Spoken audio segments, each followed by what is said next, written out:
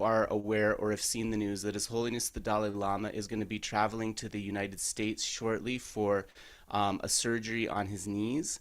And so the office, the private office of His Holiness, has asked people to recite the Medicine Buddha mantra. So we will be reciting the Medicine Buddha mantra just for a few minutes as part of today's activities. I've prepared a translation of a very short praise to the Medicine Buddha with the mantra recitation. I've sent that to Dave. I hope he has it. So we'll be using that. I don't want it to go out to people. Yeah, is the sound okay? I don't want it to go out to people just yet because I want to tinker around a little bit with the translation before we do a final copy. But I hope to have a final copy for people, let's say by like middle of next week. So next weekend it should be ready. So that's the first thing. The second thing is His Holiness also, is it still low? Let me see if I can turn it up. Sound settings. It's not clear either. Oh dear. Okay, we're at 100 on the sound. All right, I think I better just sign out and sign back No, in. I think it's okay. Other people are saying it's all right. I feel like it's okay. It's in stereo, so we're only hearing you on one channel. Right, right, That's right, fine. right. That's fine. Okay. Yeah, no, it's also keep in mind like we are part of the picture, right? So like I'll adjust things, but also it also depends on people's own side, right? Like their own settings on their computer and stuff. So it's like it's a dependent arising. So anyways, okay, thanks, Cindy. Okay, it looks like we're okay. So, as the other thing is that His Holiness recommended some swift return practices for the swift return of Lama Zopa Rinpoche. So, three of those are related to Dharma protectors, in particular the Chadrukpa, six-armed Mahakala, the Damshin Chogyal, the Kalarupa, and the Palden Lamo. So Geshe is not sure if he received the oral transmission of the prayer to Palden Lamo or not. So he's not going to be giving that one, but he has received the oral transmissions for the prayers to Kalarupa and to six-armed Mahakala. So next week, next Sunday, in the beginning-ish, because Geshe always likes to start with a motivation. Most of you will know that. In the beginning-ish of the session, he'll give the oral transmission for the praise to the inner Kalarupa, as well as the praise to the swift-acting six-arm protector, which is the Mahakala. And then the last thing I just wanted to remind folks is that on the 22nd and 23rd of this month, we'll be pausing our regular programming. And so on the 22nd, it will be an introduction to Tara practice. And on the 23rd, it will be the Green Tara Jainang, or the Green Tara initiation. So, of course, if you're local, please come, but we will make the initiation available to people joining from afar as well. Just one thing, you have to participate in real time because Geshe is not comfortable with leaving the initiation up on the internet. But other than that, of course, everybody is welcome. And I see that we're actually 3 minutes past, so I've taken up enough of your time. I'll invite Geshe down and we'll get started. Thanks so much for your patience.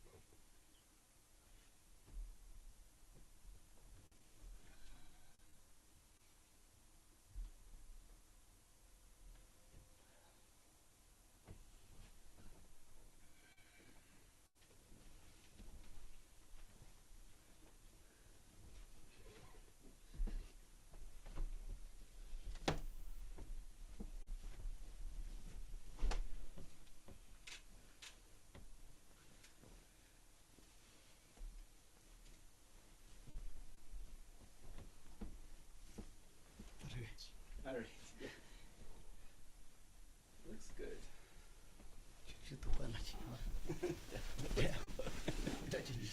Yeah.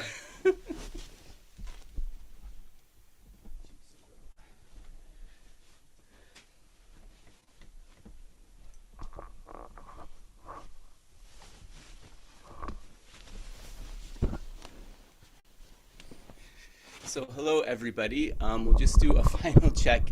Can you hear me all right? Okay, good. And gente sunda. Microphone should be a little closer, really, ideally. Is that better? Yeah. Okay. A bit. And Geshe, you can hear all right? Yeah. All right, let's get started then. Sorry about that. Yeah, devore sa. Nga dewi.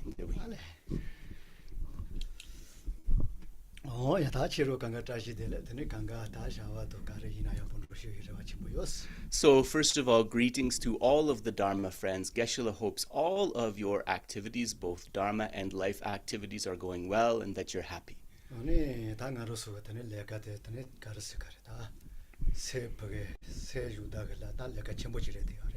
And in terms of the task that we are engaged in, it is an important task, a great endeavor, and that is the task of training our minds.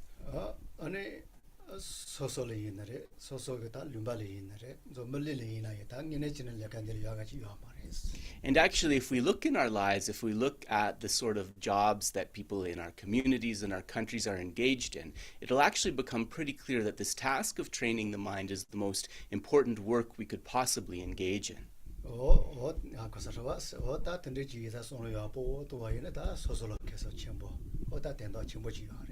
And if we think about it in that way, then our practice will seem as something special. It will seem something as a profit, right? So we bring forth that positivity.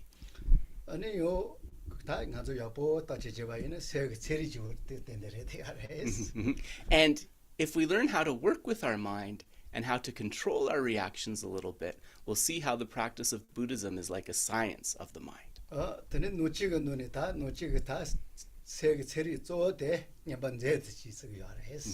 And so within the various teachings of Buddhism, we could say that the one that we could really say is kind of the most sort of sciencey in terms of being a mind science is the teaching that we find in the Abhidharma, and specifically the Abhidharma Kosha.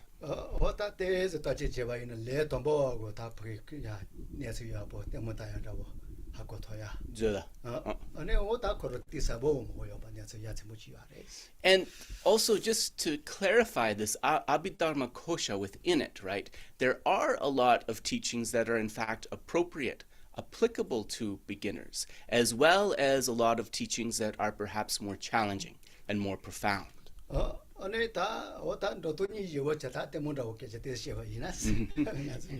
So if we were to kind of sum up its essence, maybe, in a way that would be meaningful for all of you.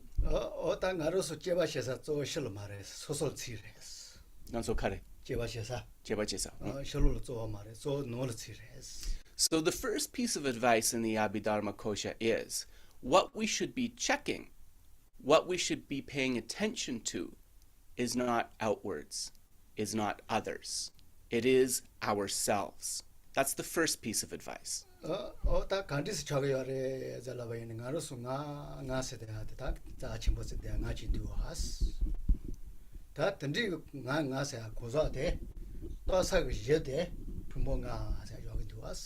So firstly, we think about this self, or that I. And then we think about how that I, or that self, is something that is designated upon a basis. It is designated upon the basis of the 5 skandhas, or aggregates.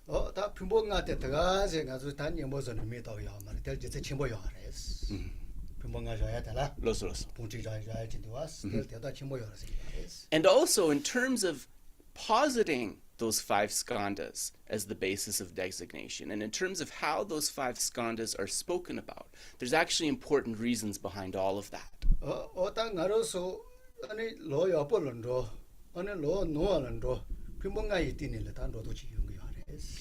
And when we understand that, we'll see that whether we follow a path that is wholesome or good, or whether we follow a path that is sort of unwholesome or negative, is something very much connected with these 5 skandhas or aggregates.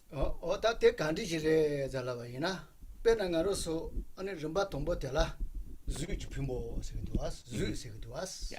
And so how is that the case? Well, let's take a look at the first aggregate if we follow the traditional order. And the first aggregate is that of rupa, or form.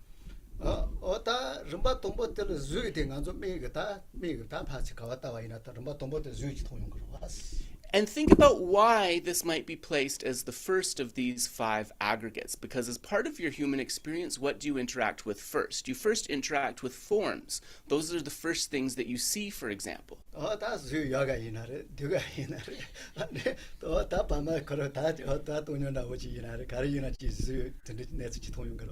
And so whether that form is pleasant, whether that form is unpleasant, whether that form is neutral, right? So much of our experience and our reactions unfolds from that.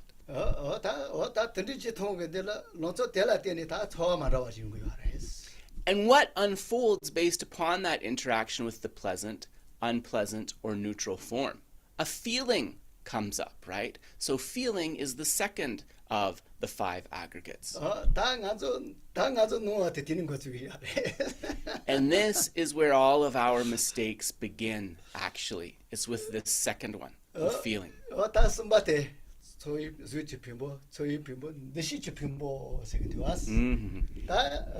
And then following that, another tough one, which is the factor of discrimination.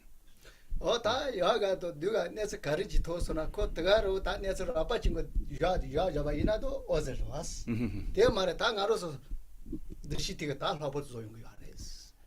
this requires us to look at how we function with this factor of discrimination, right?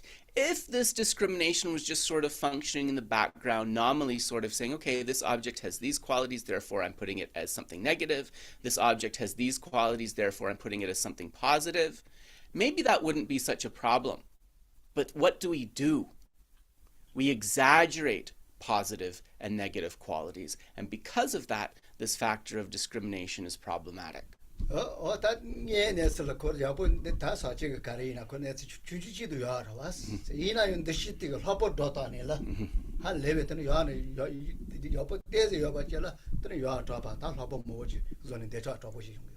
So, for example, right, we have this factor of discrimination, right, that is interacting with any contaminated phenomena. That's basically any phenomena within samsara, really. And then, for example, if it's a pleasant thing, behind this discrimination, we have this exaggeration. It's not just pleasant, it's amazing, right? So we have this over-the-top reaction to it.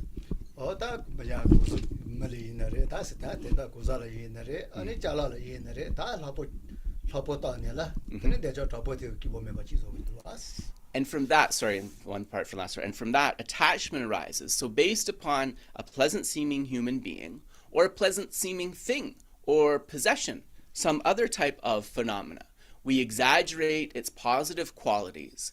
And because of that exaggeration of its positivity, this factor of attachment, this afflicted mind of attachment comes in.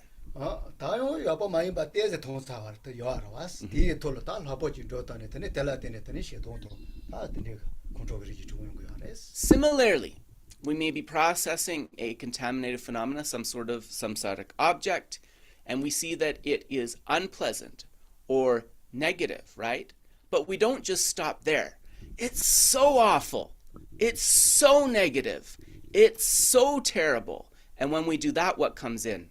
Aversion, anger, and so forth, and the other afflicted minds.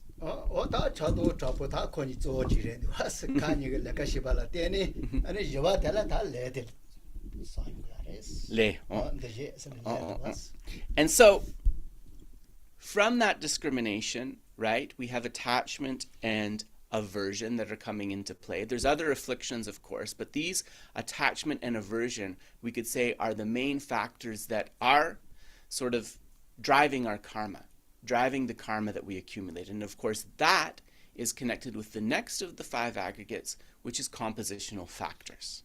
다 나와 될라 다 레카 체사와 이사 레카 팀 지고 된 용케데 신용용 그래서 아니 노시 된 용용이야. And so, if we tie together karma with compositional factors, we understand that karma is cause and result. So who is the experiencer of the result? The experiencer of the result is the mind, and that's why the fifth of these five skandha or aggregates is consciousness, because consciousness is the experiencer. 어다 첸들이나요. 거로보게 기워주 이모도 마요다 거로도 니시 워치 거텔라든 하고야 땐데도 왔어. And so now you see actually how the material in the Abhidharma is something that is really relevant, because based upon that material or information, right, we can choose to make our life happier, right? In terms of happiness or unhappiness, we'll begin to have some control over that. 어다 가게 야로로서 때 고모토지 기면도 왔어. 그 뭔가 있는데 당한서 내가 시도 노하고도 야가 그 막에 동고도 머리 쭉 그되네. 아주 다시서 같이 무지도 왔어. So, and also there's nothing there that we couldn't understand, right? In terms of these five skandhas, these five aggregates, how they are operating, and how as we examine and interact with that, we can have a better outcome or we can have a poorer outcome. 다 노아도 노아한테 디텔레스 때네 이나요 노아 노지 따다 말에 손바치도 머리 요는 어디다지셔 받은 거주 거주 왔어. And also with this exercise, you start to challenge your reaction to appearances a little bit. So hopefully with this, you start to question, okay, well, maybe it doesn't really exist exactly in the way that it appears. 어다 던디스 원서시 요바 이네 던님 대시 시절로 돼. 과야를 다 좋지 뭐지. 선반듯이.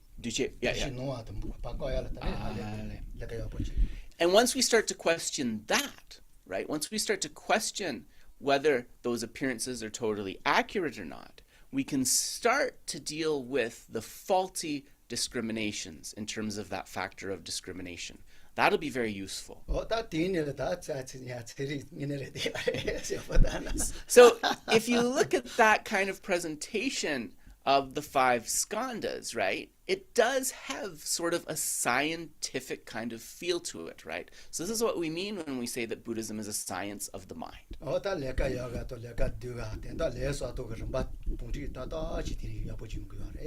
And so, you know, whether we are interacting with something that is negative or whether we are interacting with something that is positive, also we see how this is connected to the karma that is accumulated.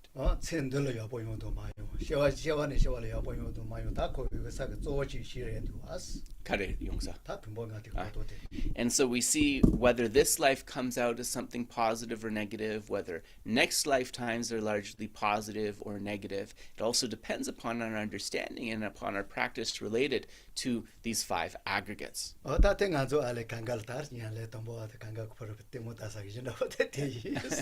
Yeah. And so as beginners, Geshe said, and he includes himself in that, because in one way we all are, right? This can be our task to just watch, like an entertainment almost, to just watch, observe the interaction of these five aggregates.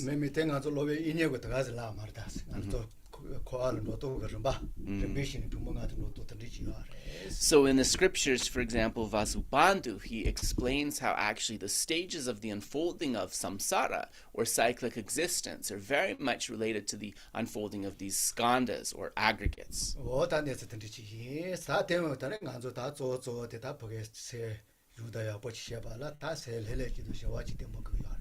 And so related to that, then, this task of training our mind, and in order to be able to train the mind, we first want to settle into a calm and peaceful state. So let's take a moment to do that.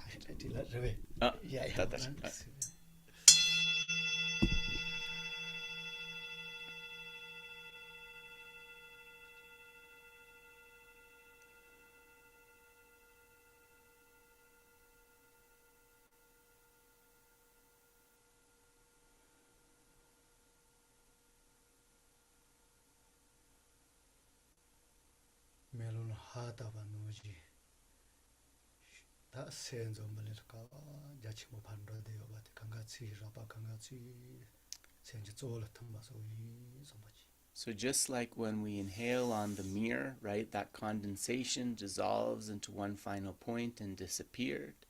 think wherever in the world our mind has been, whatever we're preoccupied with, these coarse engagements of the mind slowly dissolve into the fundamental mind within.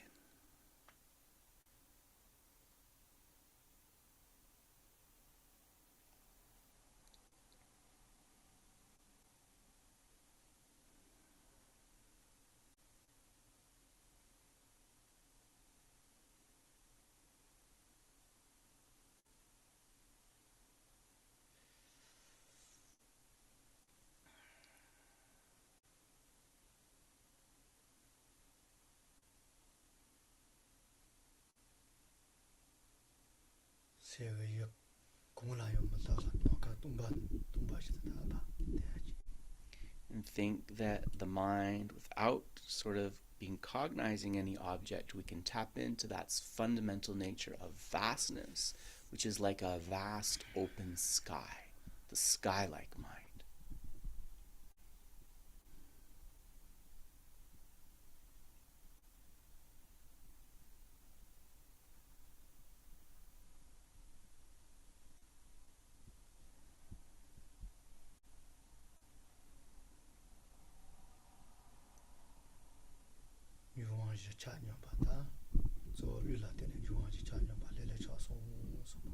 So think that starting with the pacifying, the calming of the wind, this in turn means that all four of our elements within are in equilibrium, are in harmony.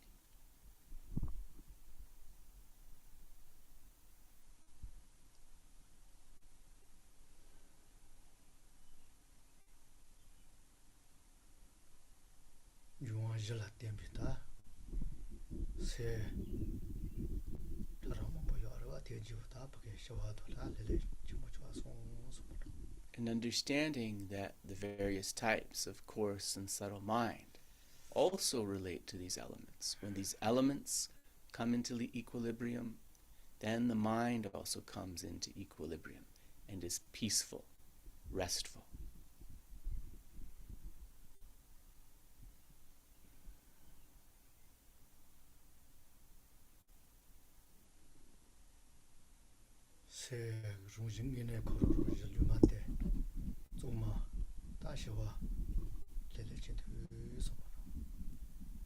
The nature of this fundamental mind is something that is neutral, but also clear, vast, and peaceful.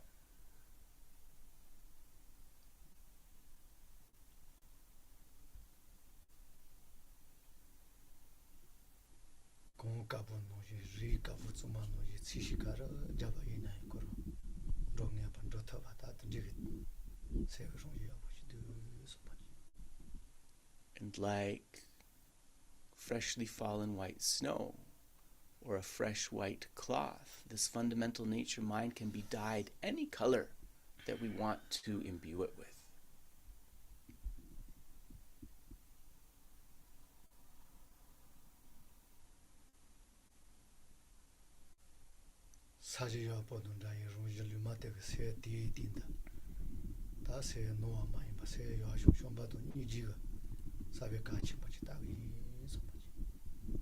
So then, what color, what hue do we want to add to this mind?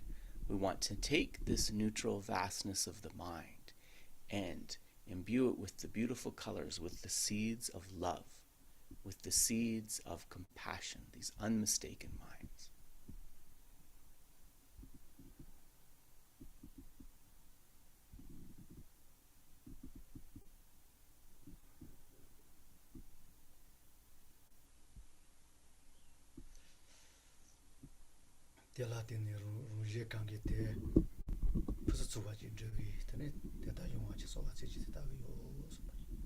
So imbued with these minds of love and compassion, think, I want to be able to accomplish the purpose, the welfare of others.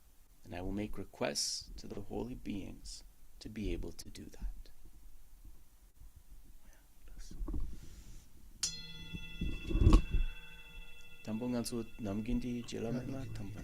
So we'll start with the standard prayers.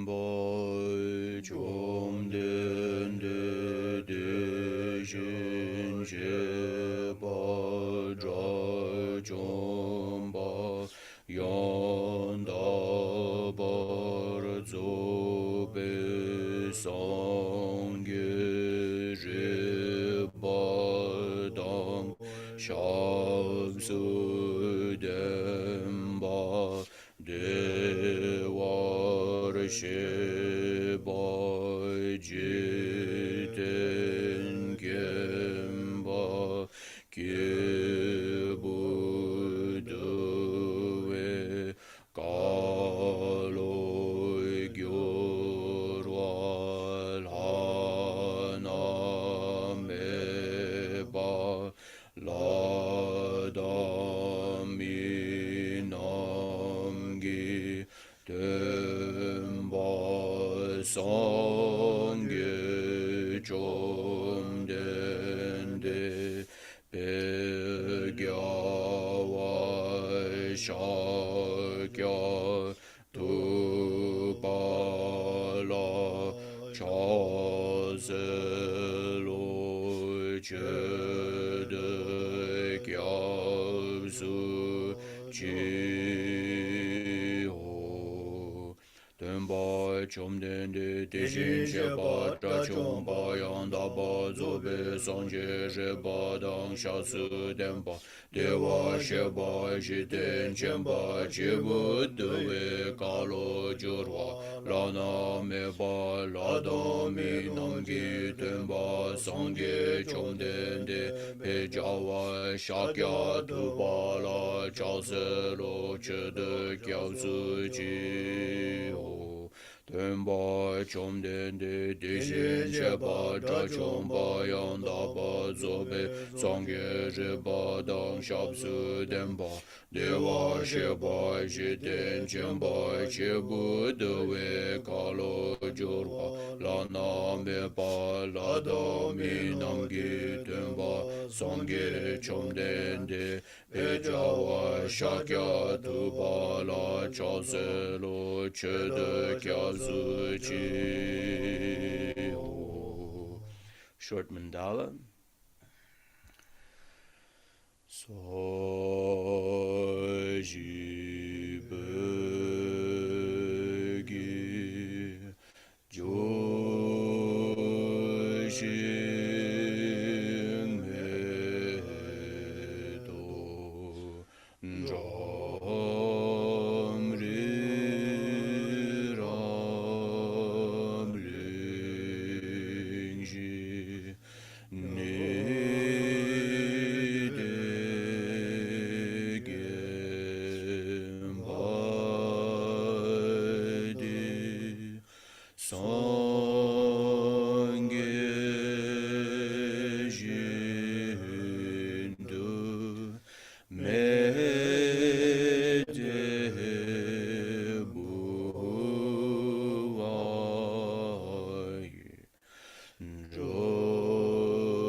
Jogun Namada Jingla Chubar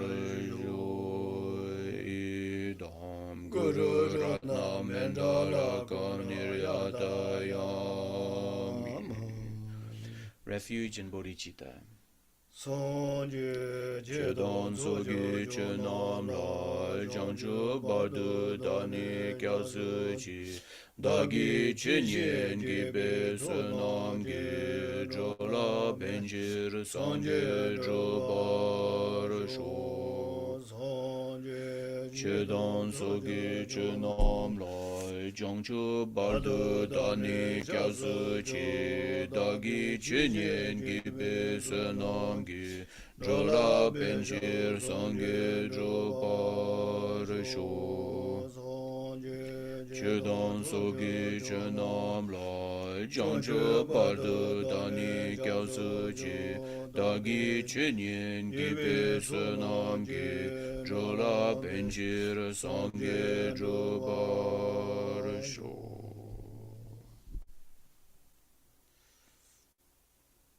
This one. This one. 멜로디 단다르데. 단다 야거든 아니잖아. 아이나. 말아 단다 갈라지. Ale. So just discussing when to do the medicine Buddha mantra recitation. So first we'll set a motivation, then we'll do that recitation.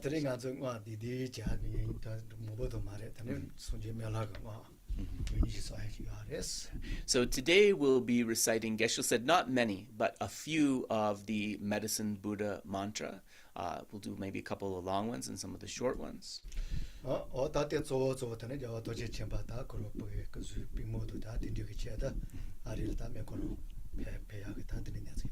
And so this is mainly related, of course, to the protector, His Holiness the 14th Dalai Lama, right, who has manifested some sort of illness, some sort of injury in his knees. So His Holiness will be going to the United States to get treatment on that.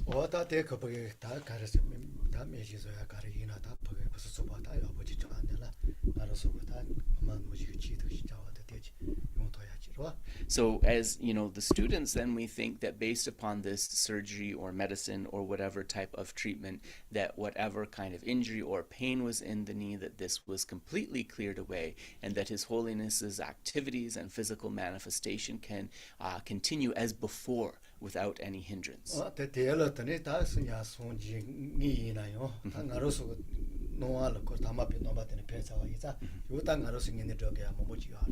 And so we'll see that actually even when Buddha Shakyamuni came into the world, right, he manifested with an ordinary human form, right, and there were injuries and illnesses related to that. And so as the students, right, there's many things that we want to do, right, when that happens.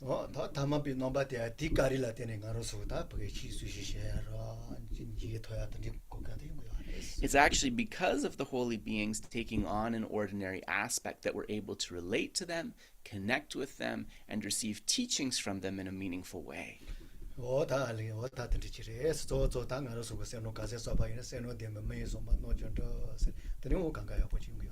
And so, of course, we can also dedicate our merits to this because, as Lama Tsongkhapa said, one who is endowed with great merit has as the Buddha's, my bad. As the Buddha said, one who is endowed with great merit is able to accomplish their aims exactly as they wish.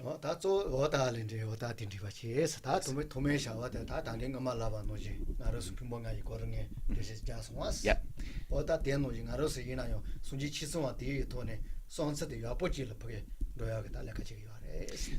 So then, in terms of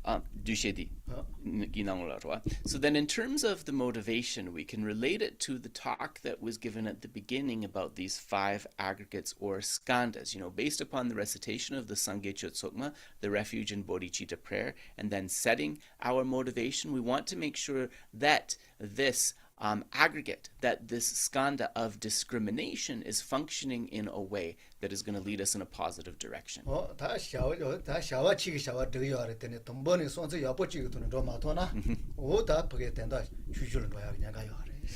the problem is, or the challenge is, we could say, that when we're engaged in an activity, for example, a Dharma practice, even if that is something that is positive, based upon the mental factor of discrimination, based upon our way of thinking about that activity, even though it may have a sort of great power behind it, because of our thinking, it can become limited in its benefit. And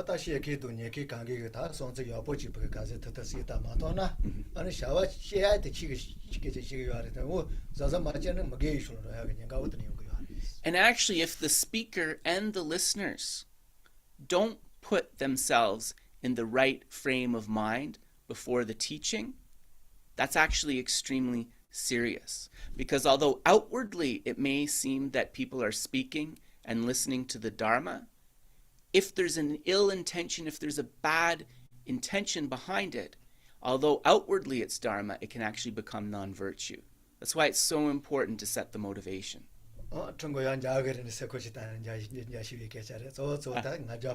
Yeah. So some of you may not have noticed this, but usually before Geshe sits down on the teaching seat, he snaps his fingers. That's to remind himself that his situation of being a teacher is something impermanent, and that should help to reduce any pride that may manifest as one who is teaching the Dharma. So the teacher also, it's not sure that he or she is going to be in this position forever, right? That's something impermanent. So there's not too much to be proud of there.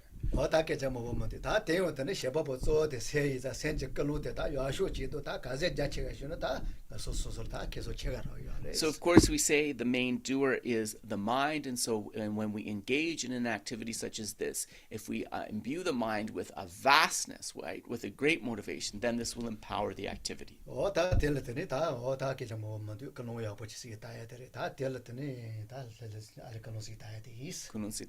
So now we'll take a moment just to set that motivation, and then we'll engage in the practice.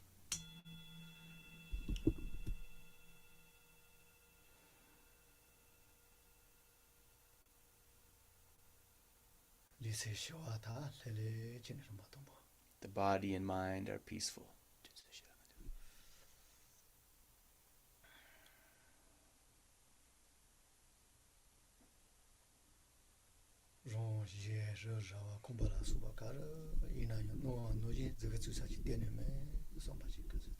Self, others, the place where we dwell, the external environment do not exist in the way that they appear. There is no findable, no pinpointable essence.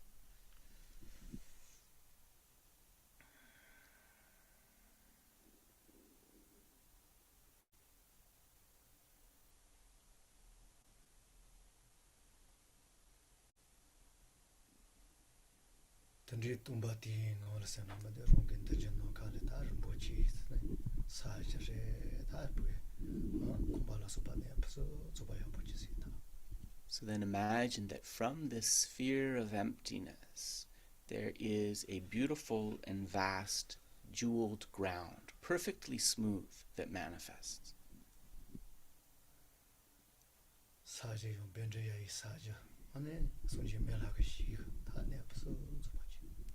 This ground is made of Vaidurya, or blue sapphire, which is the main component of the Pure Land, the Buddha field of Baisajya Guru, the medicine Buddha.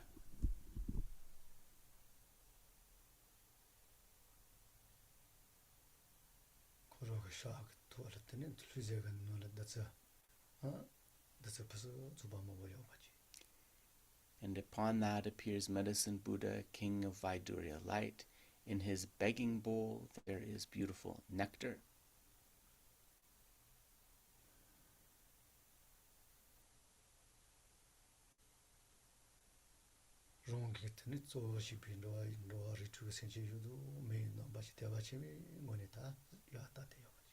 And we imagine that ourselves, surrounded by all types of sentient beings but in human form, gaze upon that medicine Buddha with faith.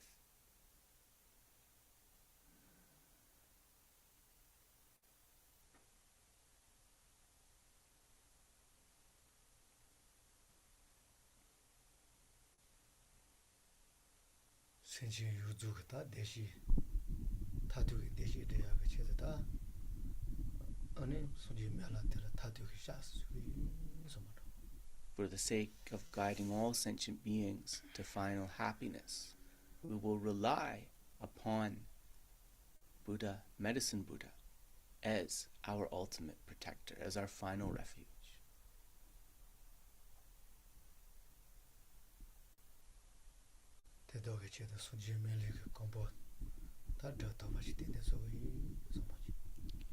To lead all beings effectively to happiness, I myself must actualize the enlightened state of medicine Buddha.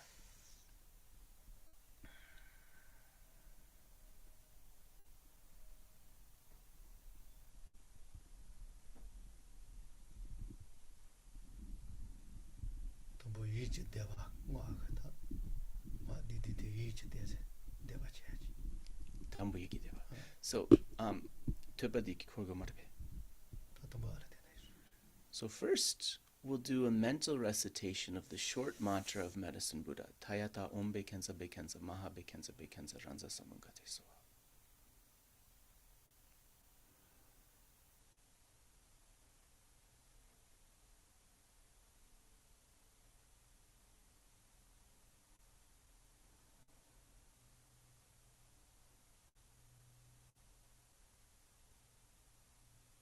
Just recite it in your mind.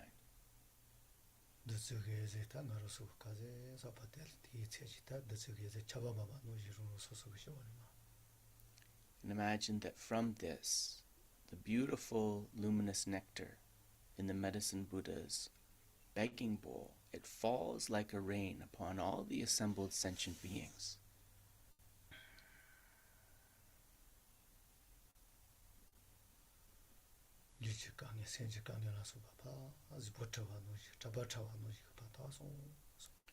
All the difficulties of body and mind, all the stains of body and mind are washed away, just like dirt is washed when we bathe, like in a shower. All obscurations are cleansed.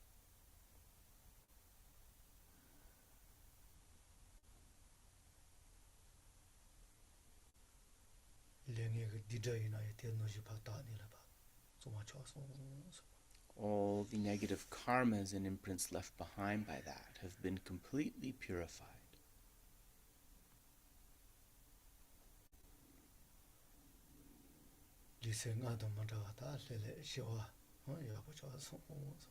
The body and mind are different from before this meditation. They have become peaceful and pure.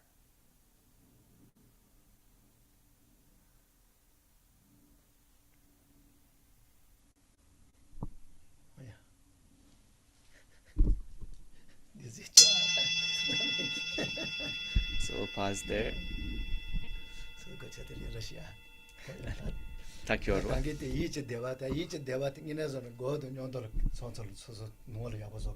Yigidepa. Oh, right. Yes. Yeah. Din kare nugi tudam. Yigidepa kavla dene.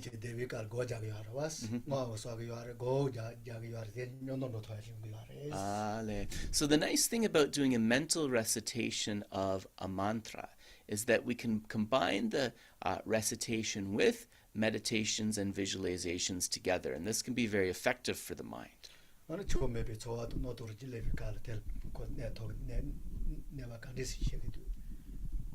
And then, we can check through our own experiences when the mind has a lot of kind of negative projections or is dominated by unpleasant feelings. How does this practice rectify that or not?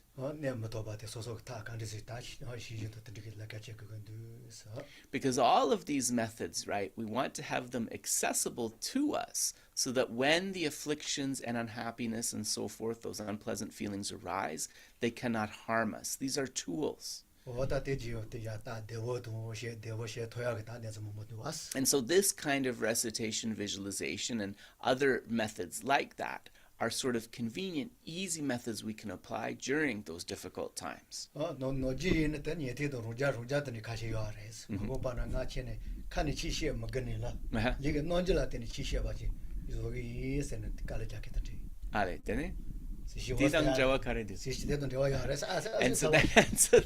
so then when we think about certain Shravakas or hearers and Pratyeka Buddhas or solitary realizers, some of them actually manifest in the world as a being who does not need to communicate by speaking. They can communicate by expressions or gestures.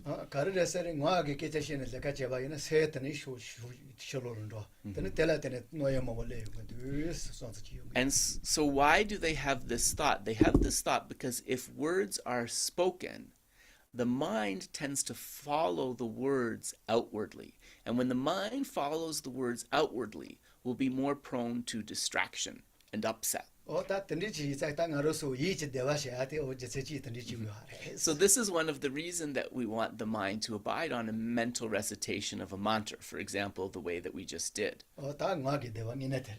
Yes. So now we'll do the actual recitation with the short praise. So Dave, I don't know if you have this sheet that I emailed you. Hopefully it came to you. So we'll recite, Geshe and I will recite in Tibetan, and then we'll all recite together in English. Tuje kunla nyombe chomden de tsenzam tebe ngenjo dunge se dusu neze sangye menge la bendur yai hula chaze lo.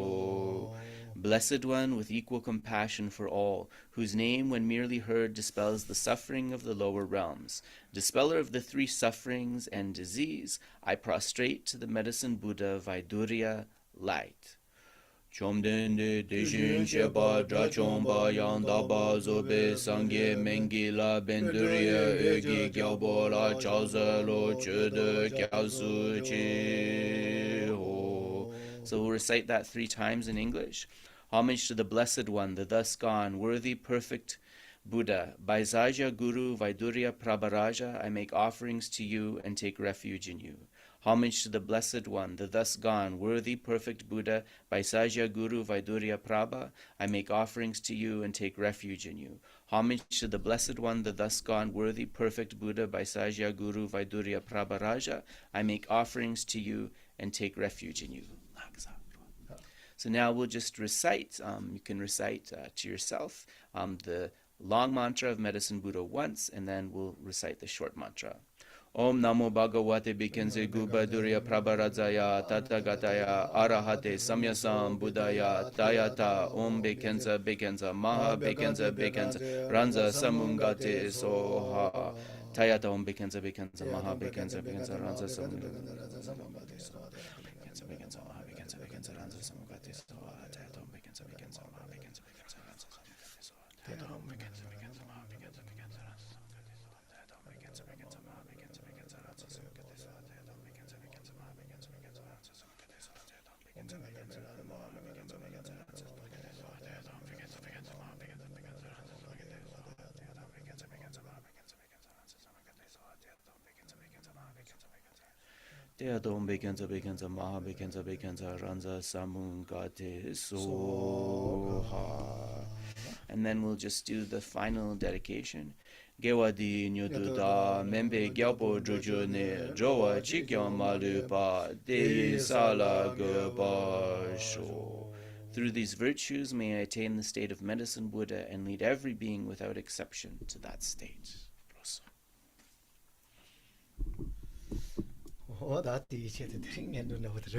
So that's the that's the preliminary along with those mantras for His Holiness. Oh yeah, 당한저 당에 이제 단계 결론을 여반도 이제 생제 유주가 다 대시 부서주바 되게 대한다. So as we kind of continue with looking at turn to the text now, we can imbue our looking at the text with this original motivation that I am studying this material to be able to actualize the state of medicine Buddha so that I can bring welfare benefit to all sentient beings. And in order to be able to achieve that, of course, I need to cultivate the paths of the 3 scopes. This is very important.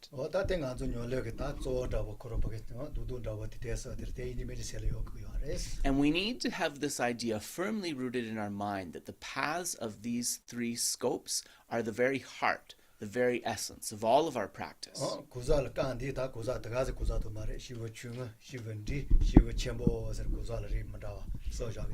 And of course, these 3 scopes or these paths are related to beings of three capacities, beings of a small capacity, a middling capacity, and a great capacity. So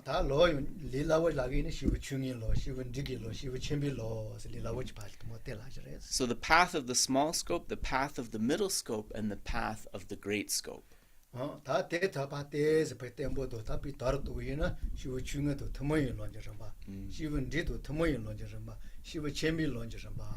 have that clear in your mind, but then expand this. Expand these outlines in your mind so that you think the path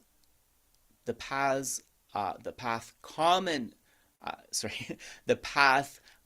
to beings of the small scope, the path common to beings of the middling scope, and the path of the great scope. So you'll notice that word common. 다때 로 뚜바토 로토 그도 뭐 기티케자로 말했어. 다들 동백간 로 마토 백니까 강가요 요주요 하레스. And so also to speak when we hear these words small, middling, and great, that doesn't mean that some of them don't need to be achieved and some of them don't need to be engaged in. Because of course we engage in practices of all three of these right from the beginning. 다 셴바 쳔보 니지 쳔보 다 대징인에 좋아요 바지 이나 다시 쳔보 주요 하레스. But in terms of actually reaching the level of a great scope practitioner, for example, we could say that we've really achieved that level of a great scope practitioner when we've got a great feeling for love and compassion kind of stable within us. 다때 칸이 여발을 다 대게로 땡기네 요 좋아요 세마로. So it's not saying I'm compassionate, I'm loving about yourself, right? That's not how you determine it. It's really about the engagement, the feeling in your mind when those come forth. 좋아. 다때 어떤 적이 되와 다 때라 시우충이 러녀를 셰그레 세키지도 셰그 말에 세키다리니 유용이야. 때때 할래 사람들. 시우 쳔보지나. Yeah. 시우충이 러녀를 셰그레에서나 나이는 녀를 셰그레 잘하는 그래. Yeah. So 시우충이 러녀를 셰그 말에 시우충은 더모이 러녀를 셰그레. So then this word common becomes something a little bit important, because we could say, as a practitioner of the great scope, do you also practice the small scope? And so one person would say, yes, I also practice the small scope. And Geshe says that that answer is perfectly fine. Other scholars would disagree and say, no, you practice the paths common to the small scope, but you are a great scope practitioner. So there's a distinction here. So perhaps not such an important point, but a distinction, and we can think about that in the way that we wish. Deb Jonah?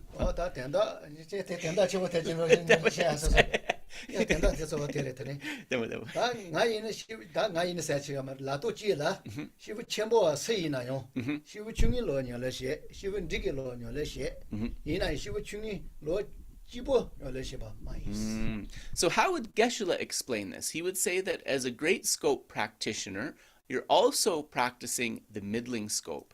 You're also practicing the small scope, but you are not exclusively cultivating the small or the middling scope. So that's how he would describe it. Yeah. So that's one thing related to that. And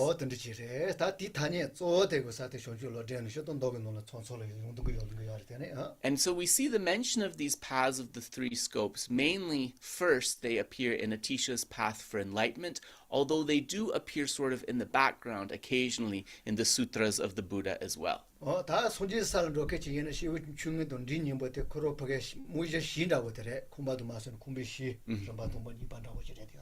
so we can think of the small and middling scopes as being like the foundation stone and the first level of that house of the great scope. So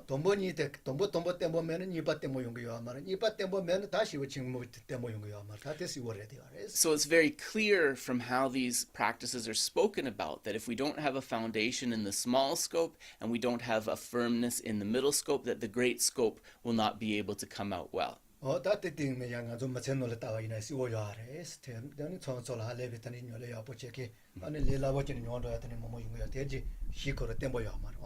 we see this amongst practitioners, right? If you've been around for a while, you'll see that there can be somebody who practices like very strongly, very determinedly, but then suddenly they kind of just lose interest and fall off. Often cases, this is because that foundation, right, was not placed in firmly. That's often the reason that happens.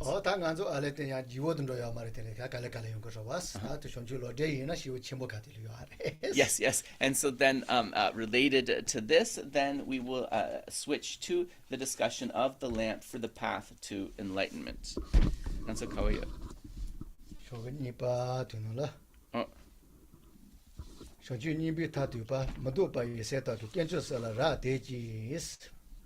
Kunchusum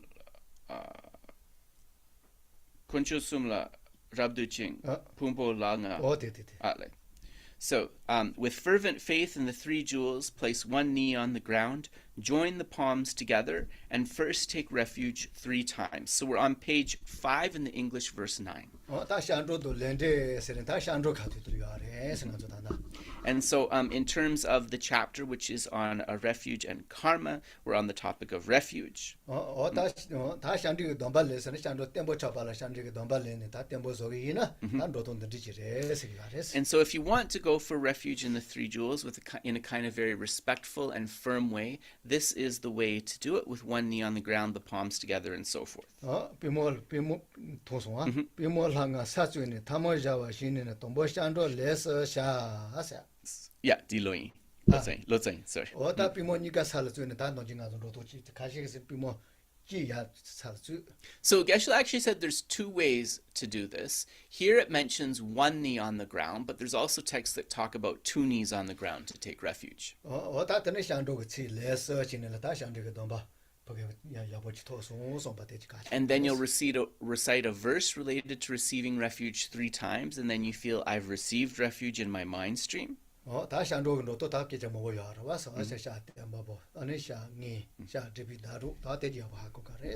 also when we go for refuge, we need to know the differences in the three jewels, the Buddha as the teacher, the Dharma as the actual refuge, the medicine, and the Sangha as the helpers along the path.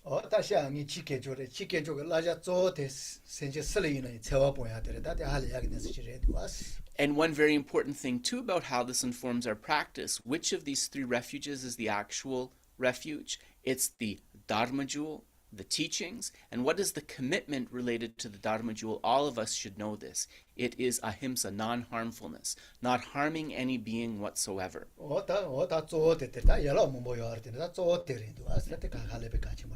So there are other branch commitments, but we could say that the main commitment of refuge actually is this non-harmfulness.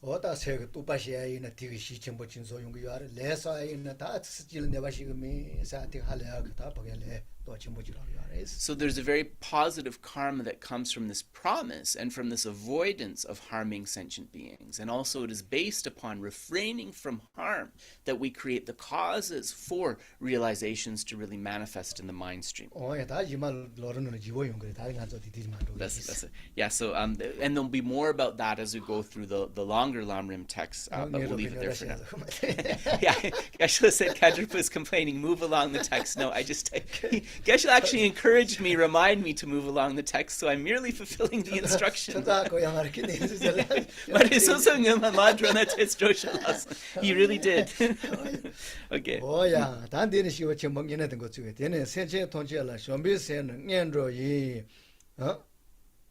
So then when we come to verse 10, really this is the beginning of where the great scope is spoken about here in Lamp for the Path. So then, beginning with a mind of love for all sentient beings, consider all those without exception who suffer in the 3 lower realms from birth, death, and so forth. So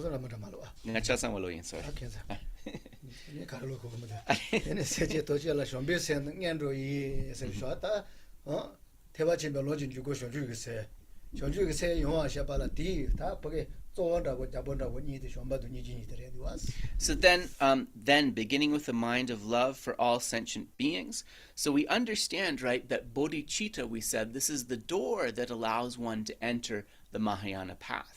And what are the minds that are the foundation that need to arise for bodhicitta to come forth? Love and compassion. So that's why we see love mentioned here.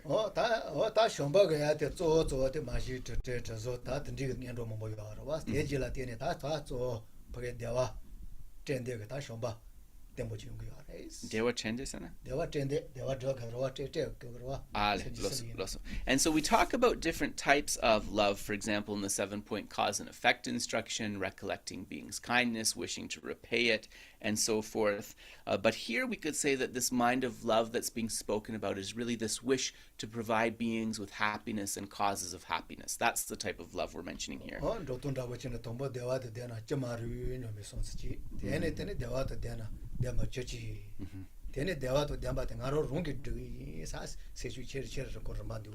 And this love unfolds in stages. For example, it begins first as a thought, thinking, how nice if beings were endowed with happiness and the causes of happiness. Then, may they achieve happiness and the causes of happiness. Then, I myself will lead them to happiness and the causes of happiness. That's how it unfolds. 맹어 니야라 와스 나제노 제가 맹어 년도를 주티니 로 추야래 야네 제네 맹어 디가 년도를 주티니 따려 년도 와 사티니 로 추야래.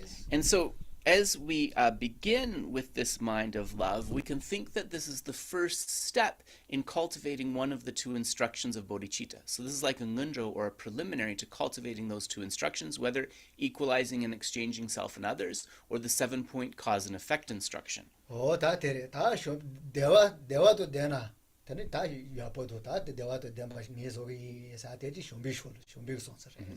And this idea, may they have happiness and the causes of happiness, I will lead that to them. That's the side of love. 데소와 다 둥와도 다 둥와치네서 지테야니라 다 대도 파 메바서 그도 손서데 니지게라 가테리 부야레스. And then as we come to the next part of the verse, it talks about consider all those without exception who suffer in the 3 lower realms from birth, death, and so forth. So now we're switching from thinking about happiness to contemplating more about suffering. So what we can tell here is that now we're going to be speaking about cultivating compassion.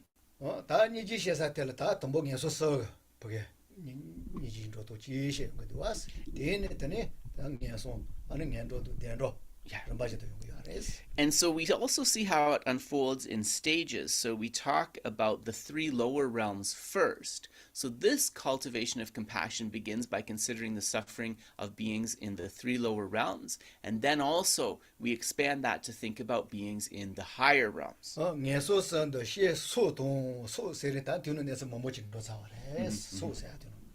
Who suffer from the 3 lower realms, in the 3 lower realms from birth, death, and so forth. So that lets us know that beyond birth and death, there are many other types of suffering as well. So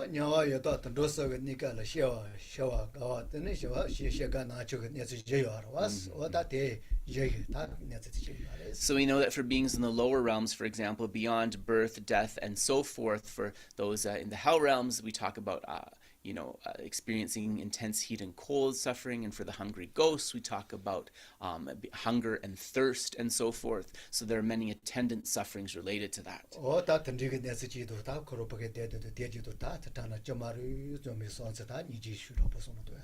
So then we have an idea that, wouldn't it be wonderful if they were freed from those terrible sufferings and from that causes of suffering? And now we begin to unfold this mind of compassion. Yeah.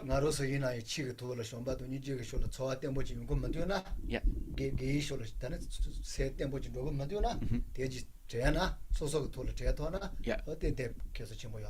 And also, if as we're cultivating these minds of love and compassion and thinking about those unfortunate realms and the causes of being born there, if this also causes us to reflect on our own situation and our own potential future rebirths, right, then that's also something that is going to be very useful for us.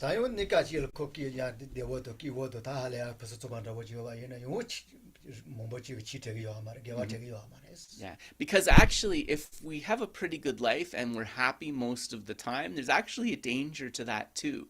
That because we're not going through any difficulties, we never remember to practice Dharma, because everything seems to be going great. So it's important to reflect here as well.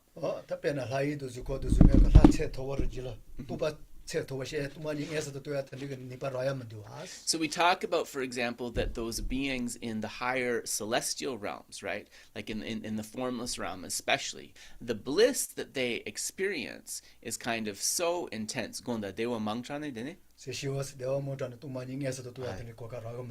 And because the bliss that they experience is so intense, it's actually said that beings in those realms will not be able to have a direct realization of emptiness. They're too distracted by that bliss.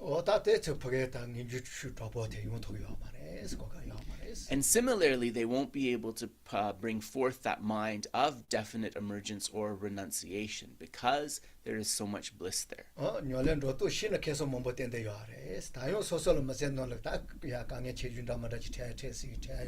Yeah.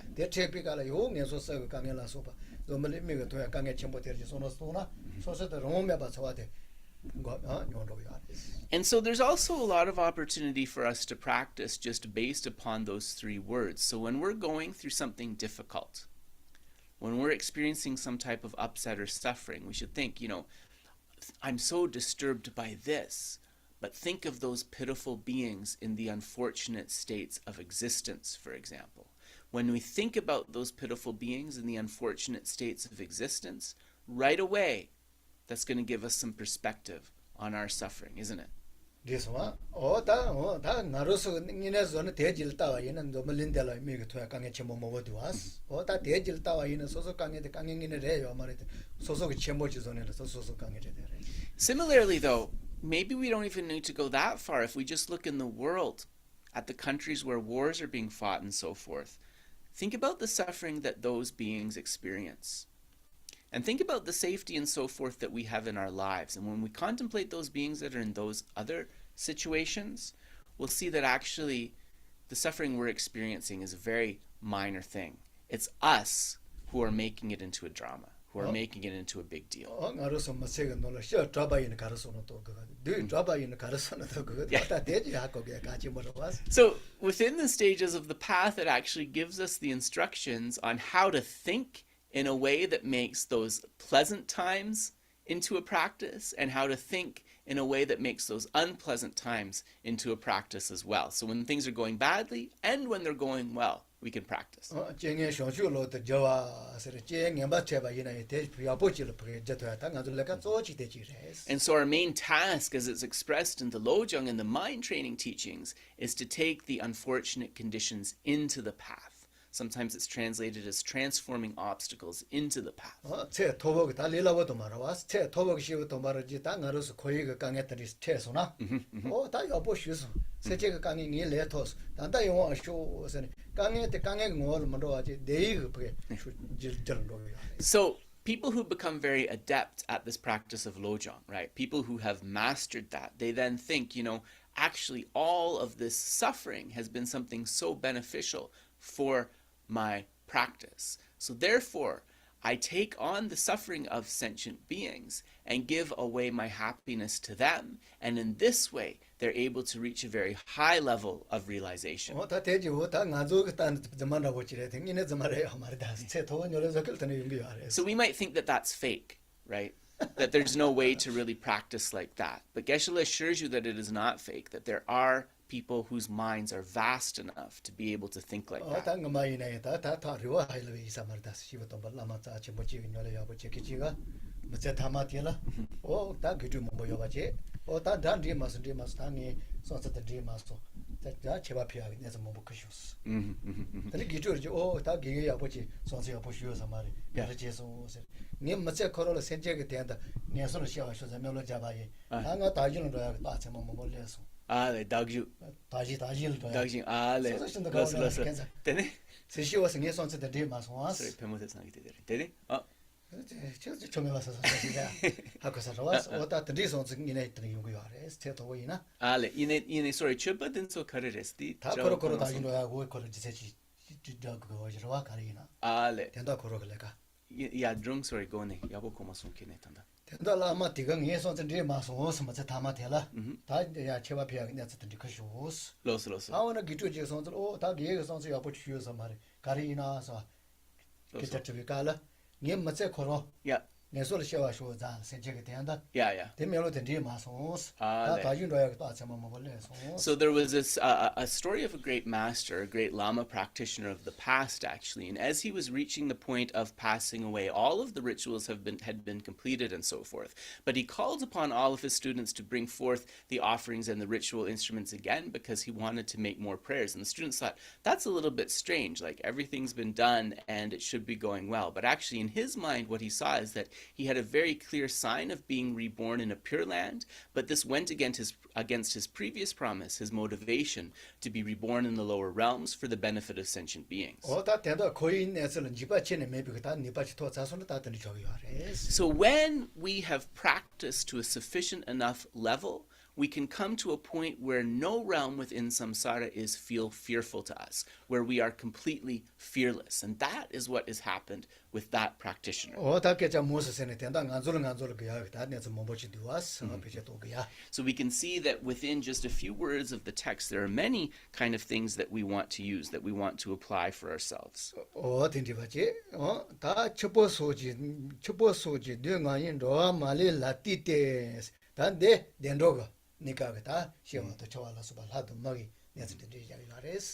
So now we come to, with the wish to liberate all beings from the suffering of suffering, and from suffering and its causes, generate bodhicitta with irreversible resolve. So in the first part here, now we are start to contemplating the difficulties, the sufferings of those in the higher or fortunate realms.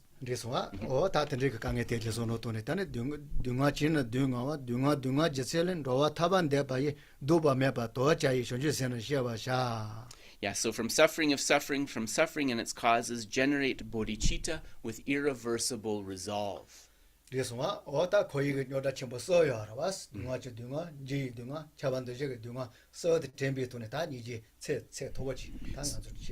So here what's happening is the practitioner is contemplating the three types of suffering, the suffering of suffering, suffering of change, and the compounded or all-pervasive suffering. And from that contemplation is bringing forth a strong factor of compassion.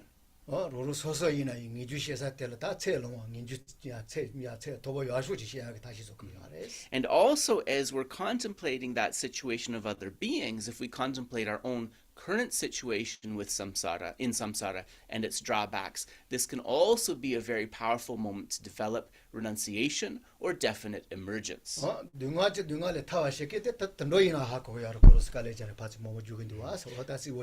So the first type of suffering, the suffering of suffering, this is the easiest to understand. It's the most manifest, and in fact, even animals recognize the suffering of suffering and try to avoid it.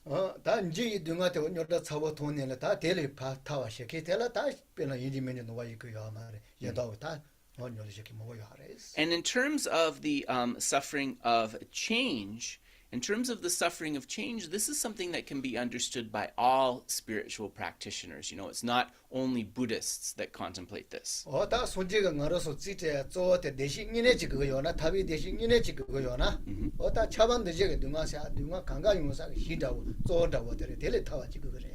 But the exceptional part of the Buddha's message is that if we want to be able to clear away all suffering, and to achieve that state of liberation, it's this third type of suffering, the all-pervasive or compounded suffering, that must be defeated. And because it is the compounded suffering, the all-pervasive suffering, which is the basis for all of the other sufferings and difficulties that arise.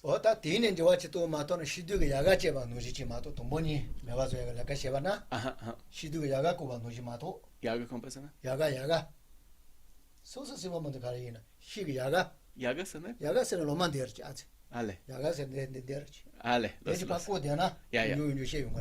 So if we're not able to get rid of that first type of suffering, right, the basis of the all compounded or pervasive suffering, it's like just trimming the top layer off a tree, the leaves and the branches. We know that that suffering is going to grow back.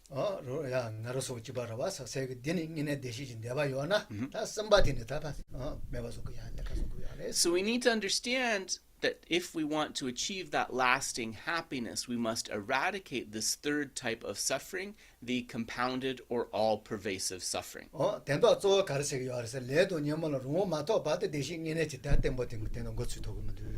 so what's the hidden message behind this? If we contemplate the words deeply, the message is that until we are free from karma and affliction completely, we'll never truly be happy.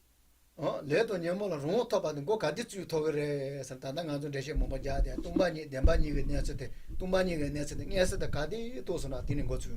So when can we achieve that freedom from karma and affliction and have that taste of real happiness? This actually goes back to what we were talking about the two truths, understanding the two truths, and having that direct realization of emptiness. That's the point where that true happiness will unfold. And so this is how we can achieve that all, even in just one short lifetime.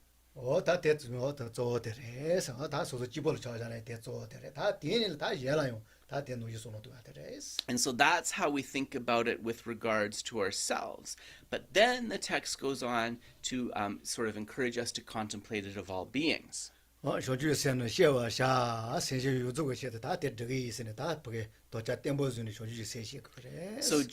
bodhicitta with irreversible resolve. That means I will achieve enlightenment for the sake of all sentient beings without setting that aside, without turning back on that promise. That is irreversible.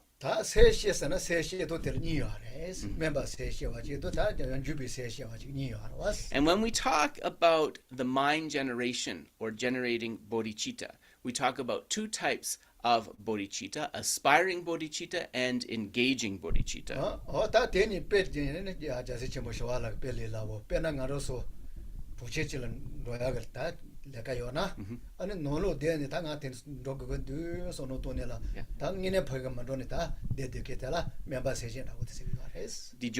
Oh, sorry, Shivala.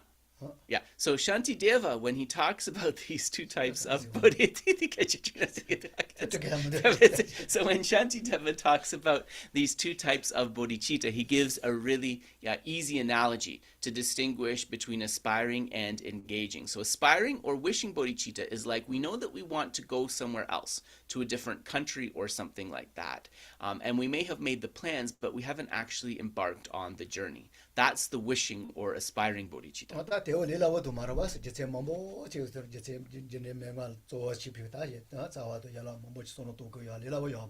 But when it comes to bodhicitta, even that planning stage is, that aspiring stage is not something that is so easy, because it actually requires a real contemplation, for example, of the 7-point cause and effect instruction and other related practices.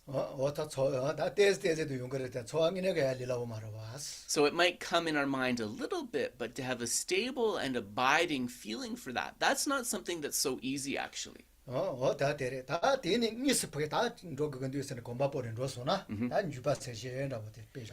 when we actually get up on our feet and start to walk or start to travel towards our destination, that is the moment that becomes an engaging bodhicitta.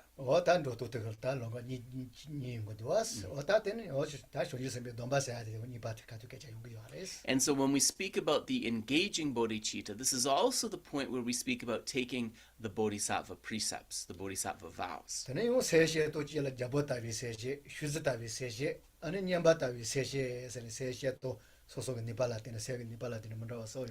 And also we can talk about bodhicitta in terms of the king-like bodhicitta, the shepherd-like bodhicitta, and the boatman-like bodhicitta, right? And that is based upon the different strengths of aspiration.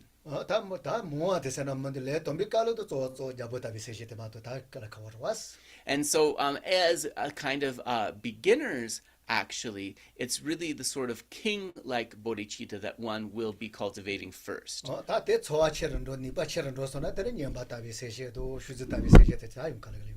And as one's regard, as one's compassion for sentient beings increases, then it becomes possible to unfold the shepherd-like bodhicitta and the boatman or the captain-like bodhicitta.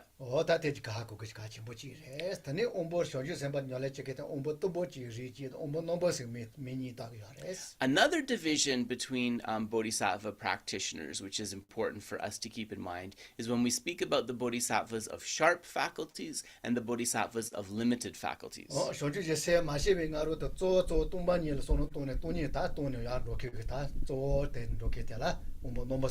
So the sharp faculty bodhisattva is the one who is first engaged with emptiness, then based upon that realization of emptiness, engages in the other bodhisattva practices. That is the sharp faculty. 다 됐죠. 무서 어제 담보니 다 그러지 명한테도 던지고 돌아 다 자자 통바 그러 이치는 로케지가 아레스. And there's another one who begins from a place of faith and then cultivates the 7-point cause and effect instruction before devoting a lot of focus to emptiness. So that is the limited faculty bodhisattva. 다지 저 인도 용군도 와서 다 알려줘 로데티자 히스인데 왔대서. So Geshe said that we will leave then, so we are at verse number 12. We will leave the lamp of the path there, and now we will turn to the 14th Dalai Lama's stages of the path. 예데 난소 가위에서 살아서 난소 가위 쳐다봐 좀 나다 그 쇼트랑 같이 저종 지지 아 지지 주지 소소리 알아. 알레 알레 난소 뒤쪽에 말해서 오케이 주지 세나 töpaden 소로와 야야 된 것들이. 디 타마디로와 예데 빼동조도 룰룰라 치데 담은 지데 동비수. 네. 디 담차와디레베 여기 뇨뇨 체미 드지 레고 리치 사마토도 절. 알레 디 담차와 니파디로와 저와니 봤으나. nganso sorry nganso norbu nangshingi netsu chiktoa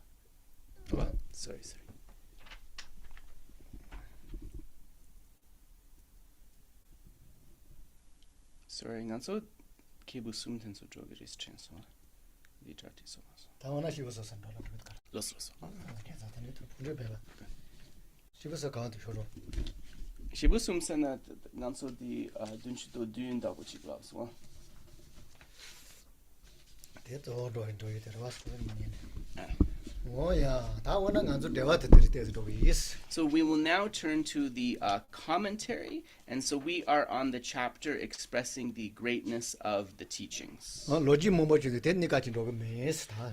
And so before this, actually, there's a lot of histories and biographies related to the 5th Dalai Lama, the 1st Dalai Lama, and so forth. So, please read those on yourselves, but we won't be commenting on those for now. 다 뒤에 뭐 뒤에서 지을라 그러와. Yeah, and so there's some nice stories, and some of the shorter stories, maybe Geshe will share those with you later. 다 전주 로르시피 다데나 통송아. 전주 지바로리 타투게 메라메 조조테니 토체 현재리 토체 년보테니 용어테 용화동 용사데. Sorry, ngaso shojon katsure. 아, 되지 되지. 아, 그래서 Dunchido je. Ale. Loso. Yeah. So now we come to, I believe we are on page. Yeah, we are on page 81. Loso. Jangchugi dundagdi, right? 예대절이 다도 투서 조바쳐바 대도 드잔 리블라자네 대드제제 탈롬 세야지 동쇼데 럼바치타와제데 저비 시버선제 로르 고조지 대도지라 총자이 맹어 타차스 땜베나 아니 총주 로르 잘라바레스. So I'll read from the text. So we're on page 81 in the English. I don't know if we can put that on the screen or not, but I'll read, no problem. The meaning of the word enlightenment or jangchub in Tibetan is the purification of all faults through applying their antidotes. One thus becomes purified, jang, and achieves the complete perfection, chup, of all the qualities in the mind for the sake of attaining our ultimate goal, complete, unsurpassable enlightenment. The methods for achieving this, that is, the development of one's mind, are the stages of the path of the 3 persons, taught as a series of instructions for a single person to achieve awakening in a single sitting, and thus are called the stages of the path to enlightenment. So this is actually really important to keep in mind. So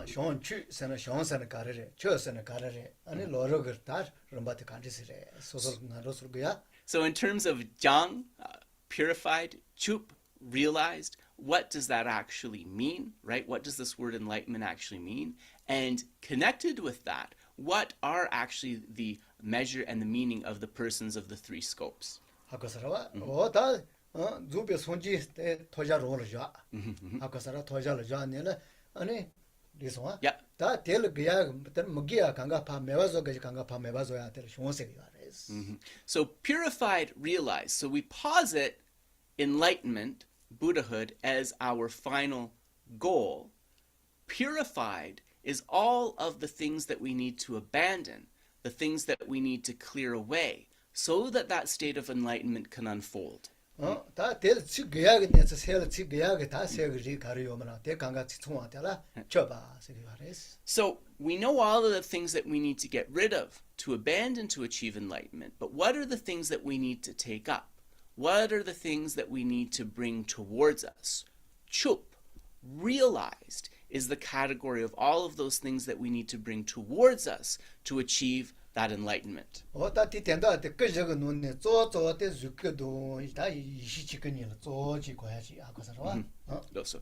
And then in terms of the four bodies, we can understand that mainly here we are talking about the Dharmakaya, and we are also talking, so the truth body, and we are also talking about the Jnana Kaya, the wisdom truth body. 다 쪼쪼때 이시치거고 그래. 쪼쪼때 이시치거다. And mainly out of those two, it would be the Jnanakaya, or the wisdom truth body. 어디서와? 어딘데 봐. 대면 시부고 러시바 니데라 거기 간디 시부세야데 고자 강가를 거고 말했어. So the word person, or continuing with reading on page 82, the word person, or purusha, in Sanskrit, in the phrase three persons, refers to a capable being. 시도 시이차는 시바 있는 가지고 노지게 제시리라. 너네 시우도 고자도 나도 강가로로 지바르다스.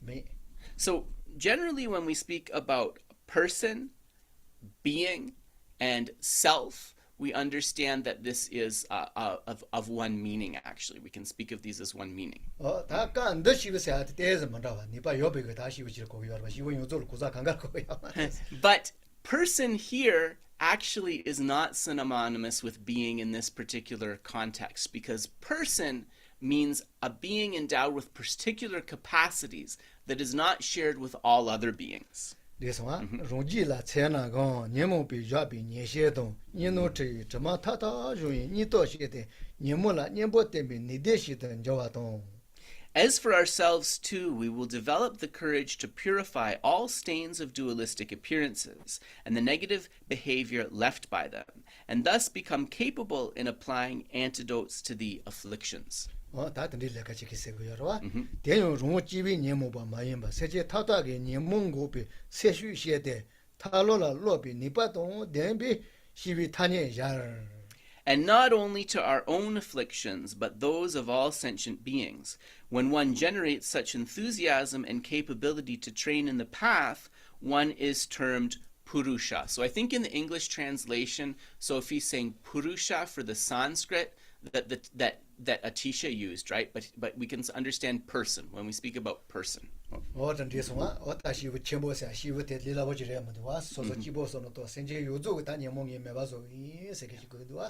And so, not only being determined to defeat one's own afflictions, such a person, but a person of the great scope who also wants to have that enthusiasm to benefit others. So,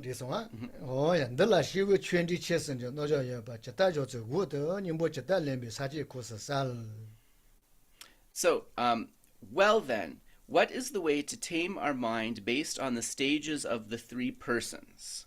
That nganso semgi dulwa kebusum kandestro kores, right? Yeah. Yeah, Jason. When she was done to the Atiśa. When she was in the Lorella Tene, send the Luch, Taishana, she was chewing it to Moy Lorja Tony. So Rose Cola Shas and yet in what checka? The Janundi, chicken choto, dead the Shitcha Malopa, Tembi, Tomba Sonje. The Jesus you began to know what chapa, she did. The Jatatu de made the Chatarazuma, the Tandaba Shabala. Well then, what is the way to tame our mind based on the stages of the path of the three persons? When introducing our object of refuge in the context of the stages of the path in common with persons of the small and middle scope, we are introduced to the object to be achieved, the Dharma jewel that is nirvana, the one who unerringly teaches how to achieve that, the Buddha, his followers, the Sangha. Accomplishing this ultimate goal exactly as intended depends on the immediately pressing need to restrain the discordant conditions, negative behavior arising from the afflictions. 단대배 년보 이사당한 줄 로그 요래. 생아로서 그 리자 쪼대 치게 죽게 주서는 치게 줘도 저그 셀 소소 그 저그야 토그야. So Geshe said this is actually a really beautiful passage of the text, because what His Holiness is telling us is that what we really need to do is actually to actualize our own our Dharma jewel, to actualize that ourselves. And that's the way we'll be able to benefit others.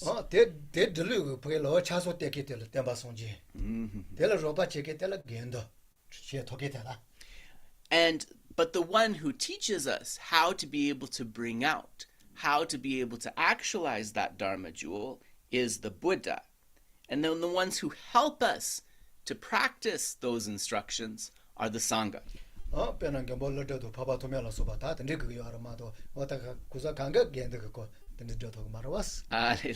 Geshe also said the Sangha here in the context of like the instructions that are going to help us actualize the Buddha's instructions. Here we can mainly think about beings like Nagarjuna, a Sangha, and so forth, right? Those whose instructions really help us to achieve that.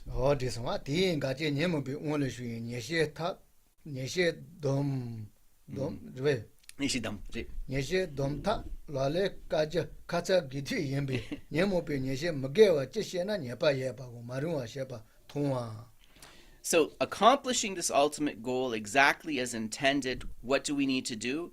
We need to immediately, sort of urgently, I would say the immediately pressing need, rather, I would translate it as we need to urgently restrain the discordant conditions, which is our negative behavior, our unwholesome behavior arising due to the afflictions.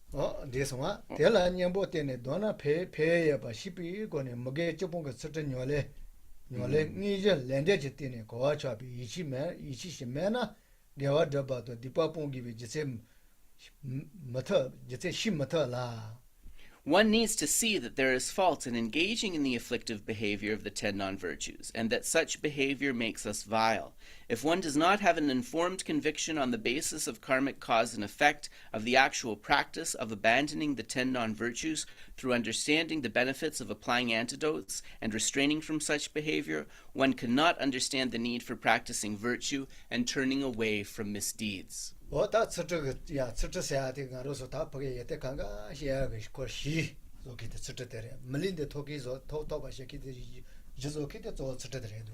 here the text is beginning to talk about ethics. So we understand that actually ethics is the foundation of all of our subsequent Dharma realizations, and also ethics is the foundation, for example, of being able to secure rebirth as a human being.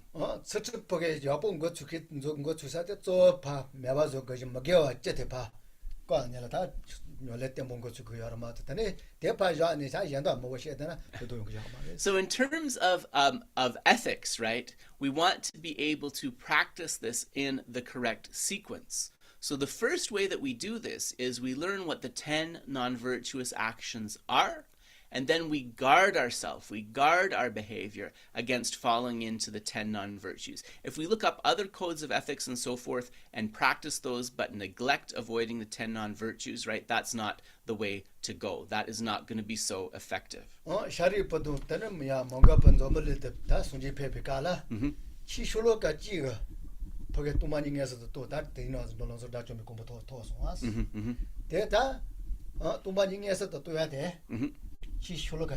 Yeah. So it is said that disciples such as Shariputra and Modgalyayana, from hearing as little as one verse of Dharma from the Buddha, they were able to immediately realize emptiness and achieve the state of an Arya. What was the substantial cause for that? It's perfect training in ethics, right? So the training in ethics is something that is so important.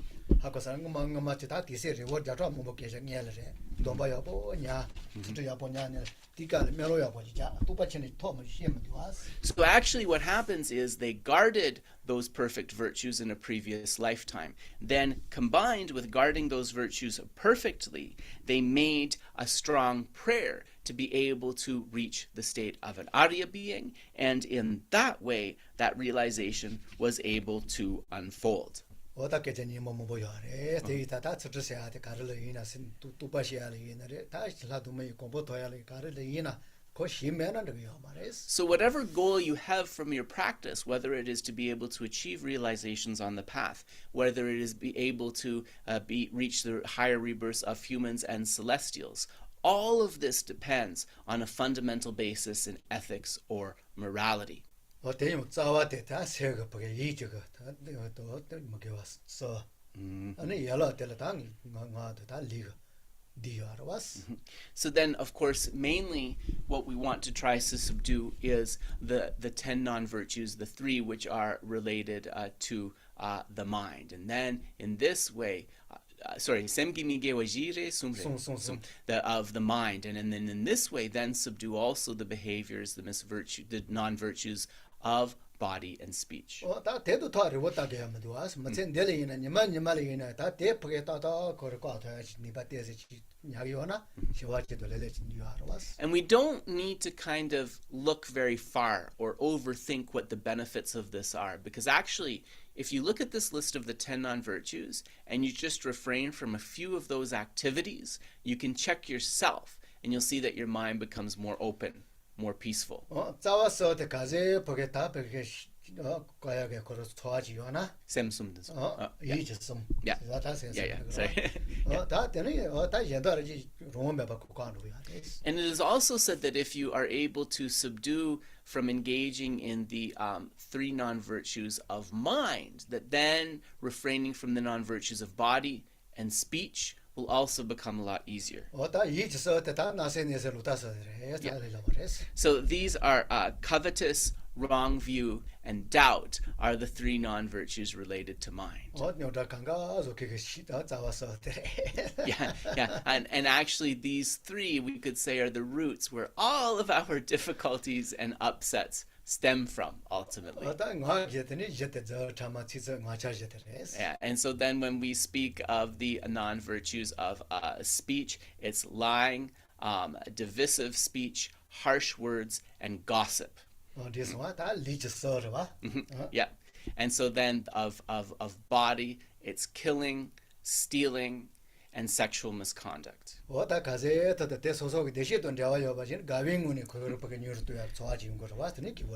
And because refraining from these non-virtues is actually a foundation of our happiness, when we strive to engage in guarding against those non-virtues, this should actually be a joyful thing.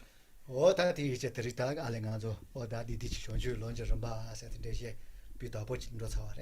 then, in this way, we were able to explain well some important parts of these stages of the path to enlightenment. So here we are stopping just at the bottom of page 82 in the English text.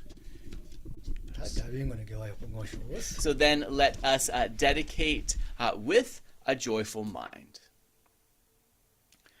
Jangjo zemjo rinpoche maje banam jejo reche jewa nyamba meba yang gone gondu bewa sho tongni tawa rinpoche maje banam jejo reche jewa nyamba meba yang gone gondu bewa sho Jambe bao jidar kemba dang kundu zambo deyon dejinde deda gungi jesu dalo chir gewa dida tamje radungo desu shebe gewa tamje ge ngowa ganla chodu ngabade dagi gewe tsawa digun kyon zambo jeji radu ngowagi.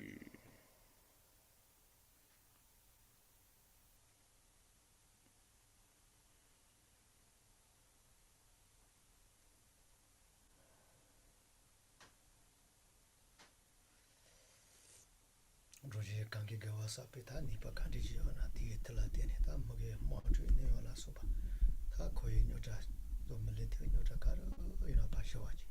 Through the virtues that I myself and others have collected, may the wars, conflicts, diseases, all of the suffering unfolding in the world right now, may this be completely cleared away.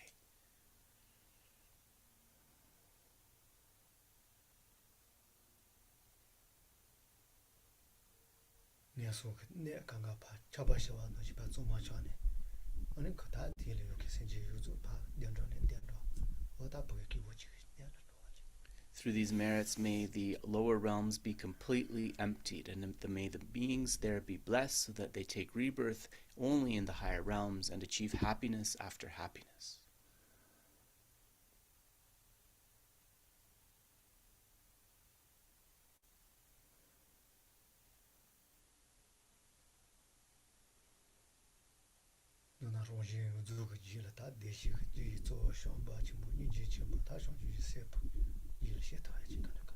Through these merits, understanding that they are the real sources of happiness, may myself and all beings be able to bring forth the minds of love, of compassion, and bodhicitta.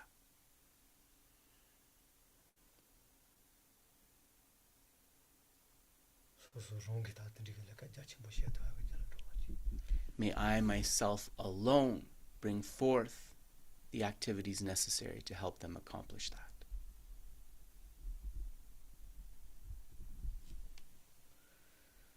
Oh yeah.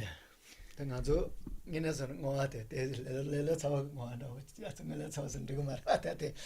No, goodness. Joma that's your motto said you are. Oh, yeah. So Geshe actually wants to relate a story related to actually one of the dedications that we make. And he was saying that this is the lazy person's dedication. The easy, sorry, he said he regrets saying lazy.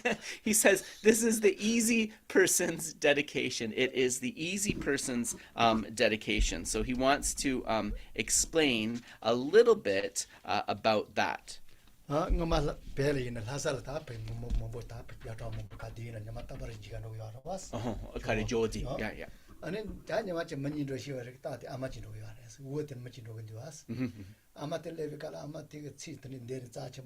Jumbo Poji Karina Meloyapo, Jan Cotiseri, whatever is. Tigo Matic Meloya Wajashi Mandiwas. Ale. Yeah. So this relates to a story about the Jokang.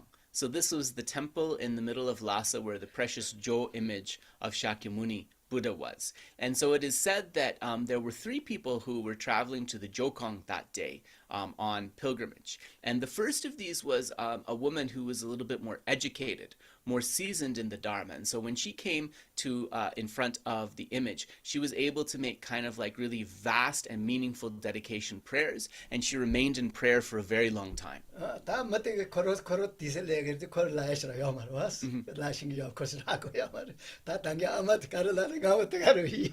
So the man behind her was not as educated in the Dharma.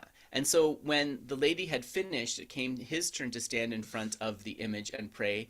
He couldn't think of anything to say. So he just said, whatever that smart lady said, I just want like the same things as her. And so he prayed like that. So Geshe said that like maybe not so educated, but actually quite clever, right? Just saying that lady who knew to pray, I make the same prayers that she did. May everything come about for me exactly as it comes about for her. And so this one, Jampo Pao Jita Kempadang Kutu Zampo, just as brave Mañjuśrī and Samantabhadra too realize things as they are, I dedicate these merits in the best way. That's actually that type of prayer.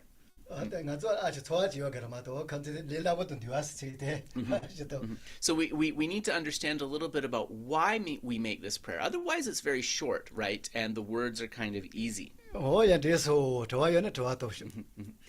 Mare di treshi jagores karin sena konso jangshub sempares tenen ganso di nangshin ro tugyo mares di tama go jagore do again wato chen konso kogyo mare Munlam di donda kariyores. Tetslao kore. Ale, Mata ta konso church hakogi se ta melu no ta melu ya shu jacket to chechu jacket. Ta church se ba kan do so bodo chomba joyo chorus re de. So the bodhisattvas who were considered supreme in making prayers were the two bodhisattvas who are mentioned here. So Mañjuśrī and Samantabhadra. 어떤 데블 라방 거기 마치라서 대우다 할래 위치 센두아스. 아니 자치 시지가 다 자치 론저 좀 봐줘. 그게 때람백게 숑바. Jampa. 아니 사메 론저 좀 봐줘. 때람백게 아니 요요. Yine jampa mare. Di jampa paoji tar kempa dan kuntu zampo re. Kyangyan dan kuntu zampo. Di dan jawa megen. Konda. Yes. So basically we're aspiring to make the prayers in the same way that those bodhisattvas who were the best at prayers aspired to do.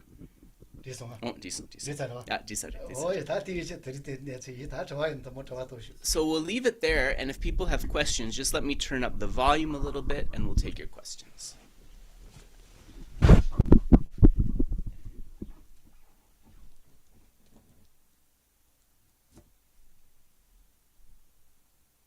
Yeah, so go ahead.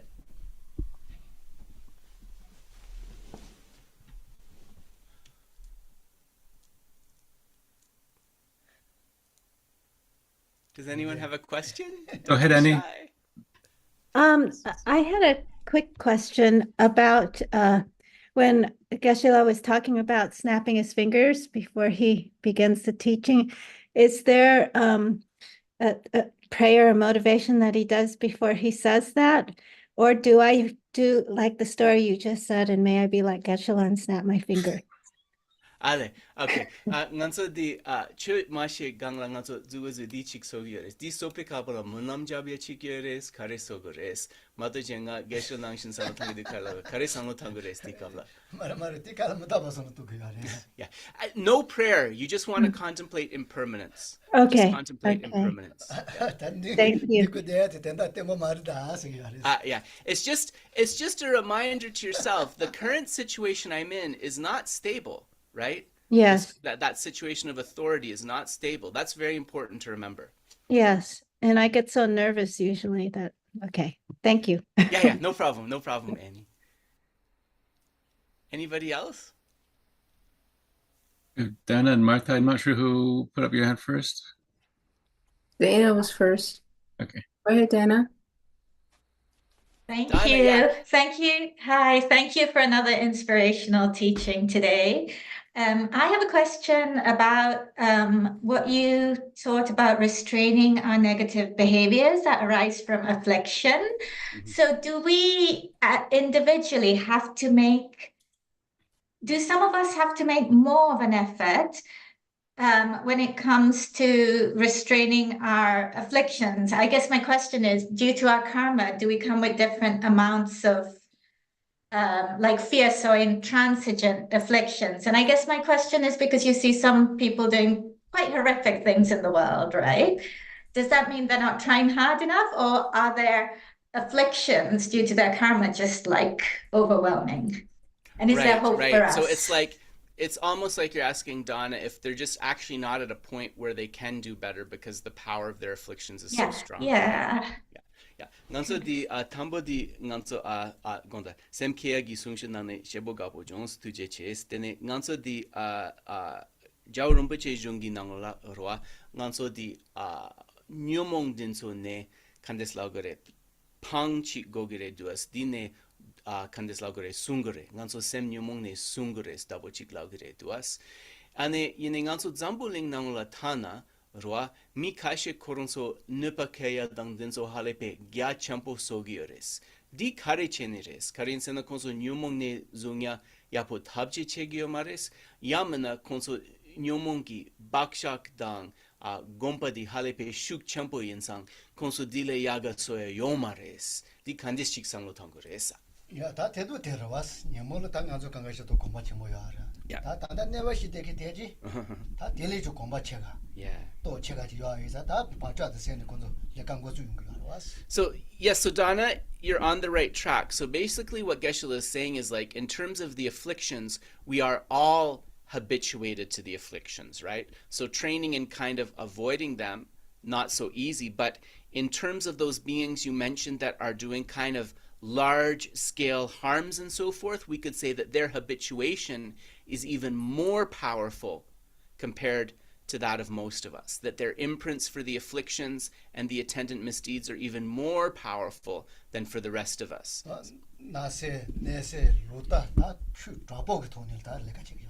And it all starts with these really kind of strong minds of sort of a wish to harm, a harmful intent, covetousness, and ill will.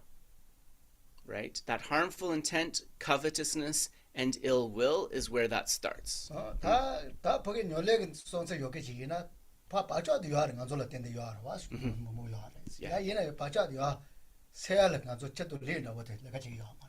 So also we can understand that we ourselves, of course, have those imprints, right, for those ill will and covetousness and so forth. But we are not nourishing those. We are not like pouring the water and the fertilizer on those. Therefore, those imprints are not kind of ripening as strongly. So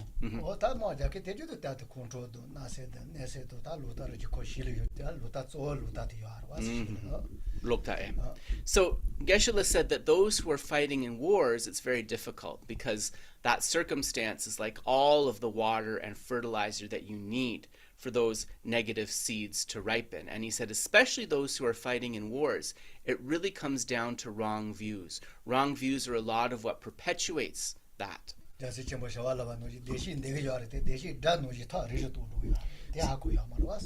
Geshe said that, he's reminded of a verse by Shantideva which says that all beings defeat happiness, all beings wish to achieve happiness, but they kind of defeat the causes of happiness as they would an enemy, or they run away from the causes of happiness as they would an enemy. That's really the case with those beings who are fighting in wars and so forth.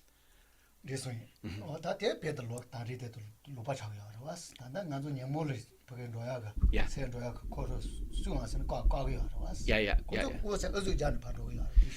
So we could say that the difference here, right, is those who are following these instructions, these precious instructions that we have, which show us how to guard our mind against the afflictions.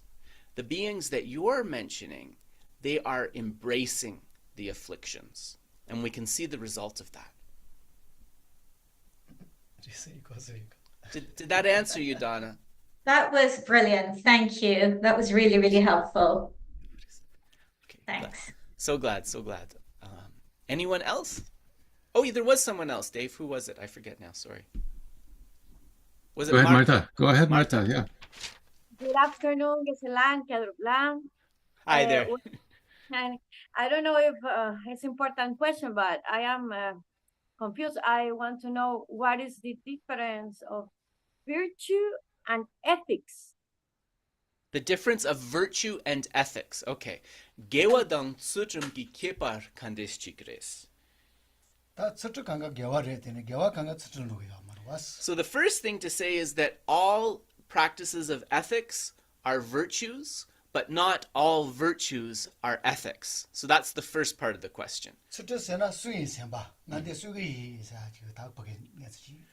So ethics has an idea of guarding, a boundary against something negative.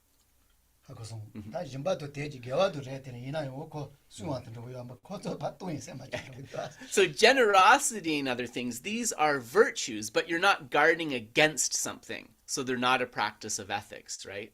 But they're still virtues. So it's different functions. Virtues is that broad category of anything positive. Ethics is that boundary. It's that action of making a boundary or guarding against going to the negative. Yeah. So you could think like virtue is like the government, and then ethics is one of kind of the ministries in that government. And it's a practice of virtue that guards against doing what's bad.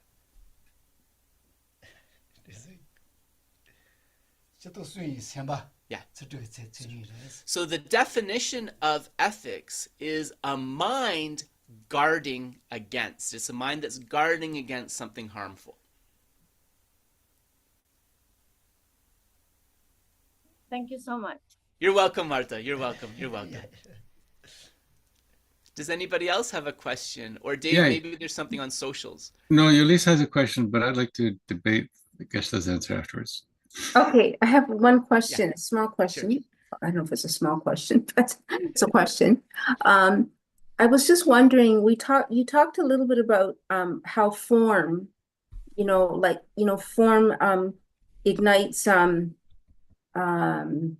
like discrimination, and then form, then feeling, then discrimination. Yep. Yes, and then I just was wondering how pain fits into there. Like, we can really look at, is it exaggerated, and how do we exaggerate pain? Like, can you give me an example of that?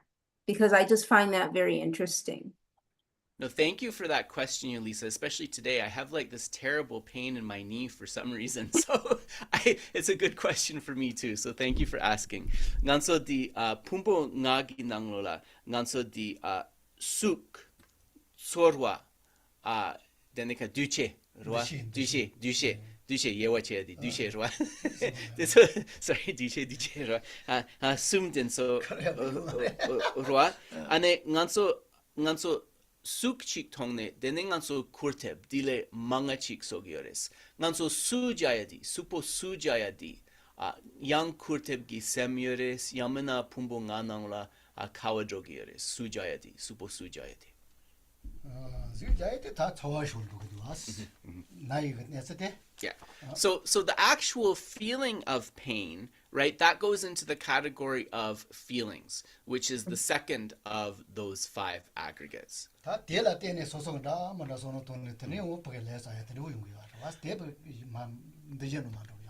on the basis of that, there's the story that we tell ourselves about the pain.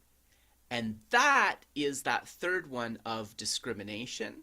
And we put more karma or not into the pain depending upon that.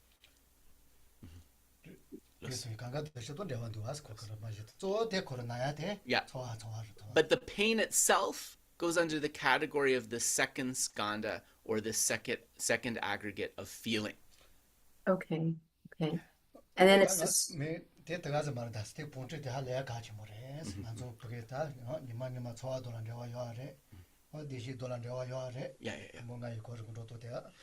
And it's also important to think about the aggregates or skandhas in this order, and to think about the relationships they have between each other, right? How feelings arise from form and how discrimination arises from feelings. That's very helpful to contemplate.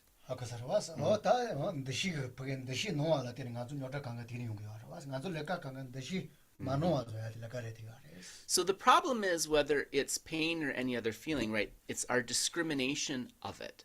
So the way that the discrimination aggregate is functioning is mistaken. It's based upon a faulty understanding.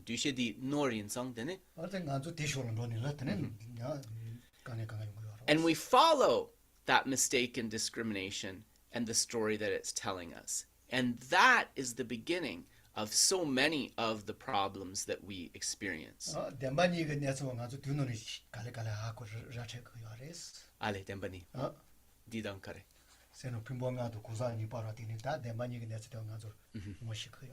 And also, in addition to those 5 aggregates and how they're unfolding together, we also want to inform all of this with an understanding of the 2 truths, relative and ultimate.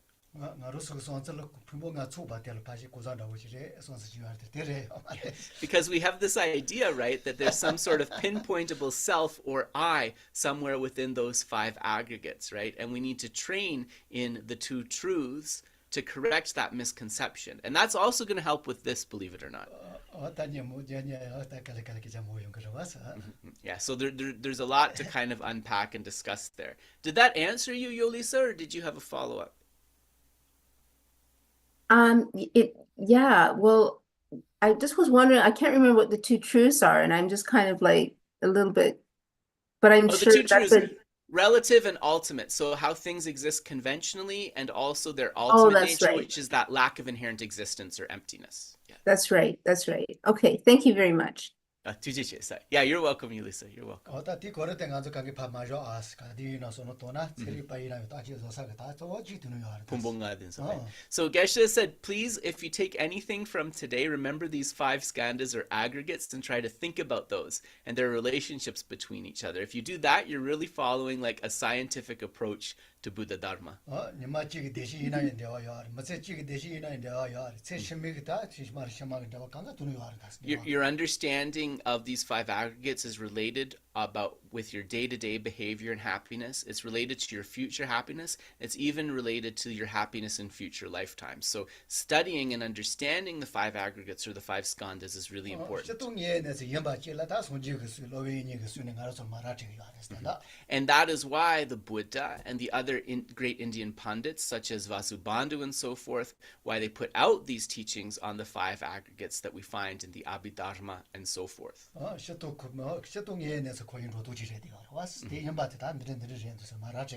Yeah. So all those teachings are doing is telling us a reality, right? It's not something that is made up. It's explaining how samsara, how cyclic existence is working, how it is circling. It is describing, in short, the way things really are. So we'll leave it there. Dave, you had something. Actually, first of all, Charmaine has a question.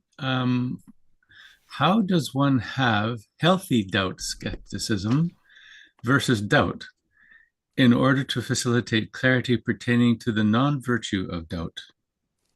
Yeah, nganso dokpa serie di dokpa chik yaboyeres. Dokpa jenda chik tetsum rikni yeres. Tetsum yapo chik yeres. Tetsum duksha chik yeres. Dinso kandes yewachegeres. So Dave, just to confirm, she's asking about how to differentiate between doubts that are like beneficial and doubts that are not beneficial, right? Yeah. Yeah. Like healthy doubt skepticism versus doubt. Yeah, like chutang nganso ti nganso tets yapo yeres kadine kelen yapo remen duas mitsi nangla di trutengi tetsum roa. Then ko truten dang mayimpe tetsum roa di tetsum duksha. Nganso bache sogi yeres. Dinso ni kandes yewacheko. Me ale lela wachi lava yene pera ngaros ta ngase aji ori yaro ndu yaro was. Hakoson so yung yaro ngaki wo ngadu komunde se sonse yung yaro. Ta ngase ate tapa yina mata pa yina phaje tapa isare sonse chile sona. Yeah. Tetso dugasho ndo. So to give a really easy example, when we think about the self or we think about the I, right? That self is designated as this thing which seeks happiness, which wishes to avoid suffering, and so forth. So we could have a thought saying, is that I or is that self permanent? That would be a doubt going into an unwholesome or an unhealthy, to use Charmaine's word, direction. If we had a doubt thinking maybe this self is impermanent, maybe it's not as stable as it seems, that's a doubt going in the healthy direction. This one? Oh, that is taje mombo zo teso sanela. Oh, that ende tapaina matapaina pashi tende matapai sare sonse chile sona. So when we go through that kind of mental exercise and think, okay, there's this self that's here that wants happiness, that doesn't want to suffer. It could be permanent or it could be impermanent, but I think it's probably impermanent, right? That's a doubt going in a wholesome direction. So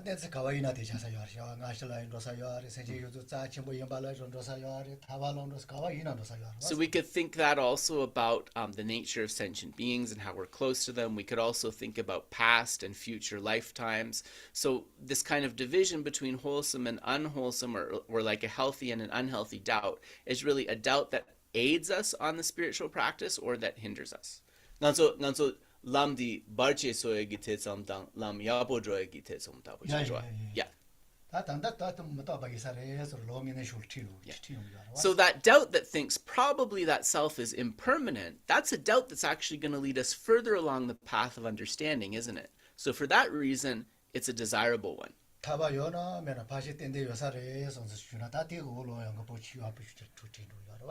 Is liberation, is moksha possible or not? you know what? I think liberation might be possible. What would it be like if there was a liberation? That's again a doubt that is leading us in a positive direction. So yeah, so we talk about healthy and unhealthy as Charmaine did. We also talk about diluted doubt and undiluted doubt. That's another way of speaking about it. So hopefully that answers Charmaine. I think she was on Facebook, so she can follow up if she likes. I guess that brings us to you, Dave. So far, yeah. Go ahead. I understand Geshe-la's response to what is ethics. I can see how it applies, but not entirely. So when looking at the ethics of the Bodhisattva so first of all, avoiding misconduct, that one's obviously restraint. But the other two of gathering virtuous dharma and benefiting sentient beings, that I don't quite get how restraint applies to those. Yes, but also context is so you want to know about the great scope ethics, right, Dave? Yeah. Because context, yeah, okay. Ko nganso sutrim seria di roa sungwe samres. Kan this laso? Sungwe sempa res. Yine jangshub sempa gi sutrim sum nangla sutrim kandislagre dikpile pangya gi sutrim chigyores di hakosons yine nganso di gewa saya dang semchen gi dundag drubya gi sutrim yores dinso sungwe sem ayinsa 수인세 예도 롱진즈 파수기도 왔어. ale 야로나. yeah 바꿔야 돼. 롱진즈도 바꿔 아니라. ale yes yeah. So Geshe-la's response, Dave, would be that it absolutely is a mind that is guarding, because a mind that is striving for the welfare of sentient beings is guarding against self-cherishing, even if that's not explicitly stated. It's actually guarding you against one of the most difficult, pernicious minds. Got it. I think that, but there's three, right? I think that answered one of them really well. But what was the other one? Gathering virtuous dharmas, right? Yes, yeah. Yeah. You know, so gewa ch saya di sungwe sem reves. Di gewa drona deni mi gewa sagyongares deni sungwe sem. Me ta gewa to ya gewa gewa saya la. Yeah. Ta gewa saya shol pa ko ayat. So if you are spending your time gathering virtue, you are protecting yourself against engaging in non-virtue. So it's still a mind of restraint or guarding. Sure. Yeah, it's your practice of virtue is what guards you against falling into negative behaviors and falling into unfortunate states. So it's still a mind that's guarding. Yeah. I guess the reason why I asked the question is it seems to me like restraining from non-virtue is like putting on the brake, whereas gathering virtuous dharma and benefiting sentient beings is more like putting your foot on the gas. Yeah, nganso mota tambudi koyagi mota nganso drosa nidwa tambudi koyagi netso chik jendag niden so droyagi netso chik tane koyagi netso mena sungi tsig di tes dabo menduko. Yeah, Yeah, so Geshe you're absolutely right. It is kind of going on the gas rather than the brake because you're engaging. But by engaging with what is positive, you are also guarding against what is negative. That would be his answer. Yeah. But it's true. The word itself, yeah, it has that connotation. Thank you. You're welcome, Dave. You're welcome. That's it for streaming. I thought I saw Suzette's finger up there. Suzette, go for it. Don't be shy. Can you hear me? I can. About the dedication, like Mañjuśrī and Samadhibhadra, what's the right way to dedicate? If we're doing it the easy way, we'll say not the lazy way, but the best way, probably most of us know how. What is the extensive way? Yeah. Nganso di jambo pao jida kembadang kudu zambo deyan dejin techik drogires. Di lelo tsapo mayempasine tes dum debogi drotang yenas. Dile gyachewa, dile dunda dam dempa kime rigpa dang dempa di nangshen kandes sogres. Tungtung di masona gyachembo kandes sogresa. 다 전부 소소가 다 생제 요즘 때문에 저기 되지 강가 용어 하셔서 다 소소 가지나 주어서 왔어. So Geshe would say that, Suzette, it would really be a reflection about what you want to accomplish in your work for the welfare of all sentient beings, and to dedicate to pray that that is actualized. That would be a way to make it more extensive. And so you could also ornament it, enhance it with other beautiful prayers or words that you like. And the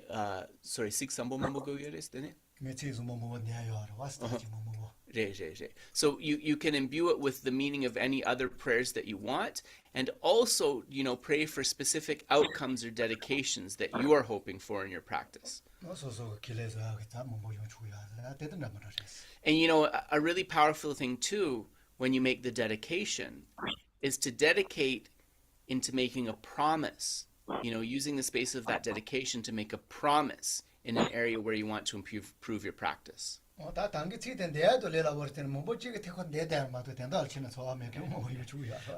Geshe said that if you're thinking about what the meaning of that prayer might be, you're already doing it a little bit more like the smart person rather than the lazy person, because most people just recite this without even thinking about it at all.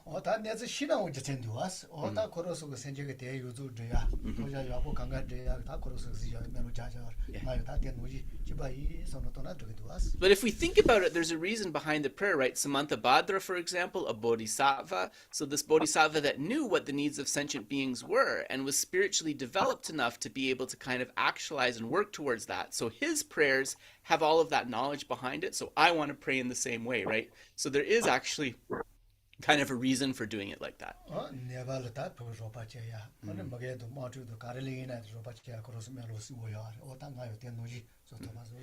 You know, Samantabhadra and so forth, they made these very powerful prayers that the world could be free from illness, that the conflicts and wars in the world could be completely pacified. You know, they had a vast way of thinking that would relieve the most suffering of beings. So I'm going to pray in the same way they did, right? Thinking like that. Yeah,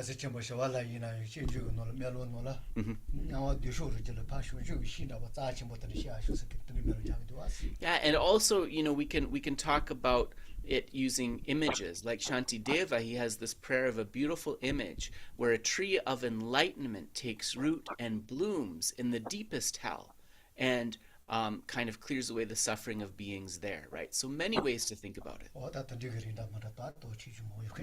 Yes, so expand in that way, right, with your own kind of thoughts and reflections.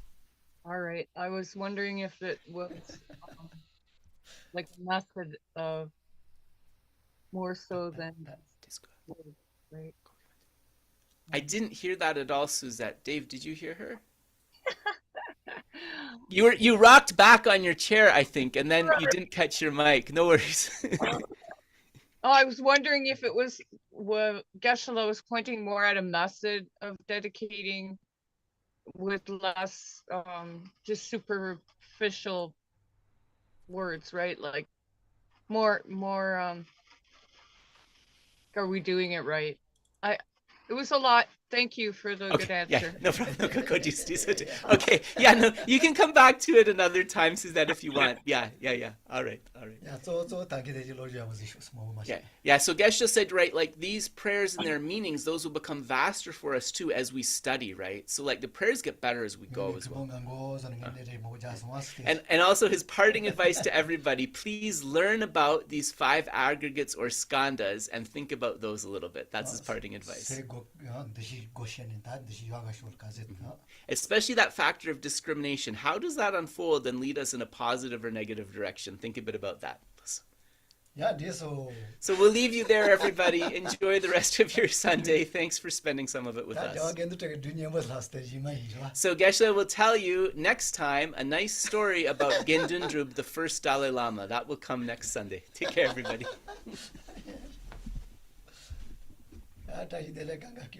Take care, everybody.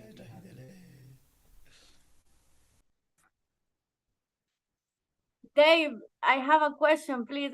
I'm sorry, it's because my English is not good. I didn't understand the question. Okay.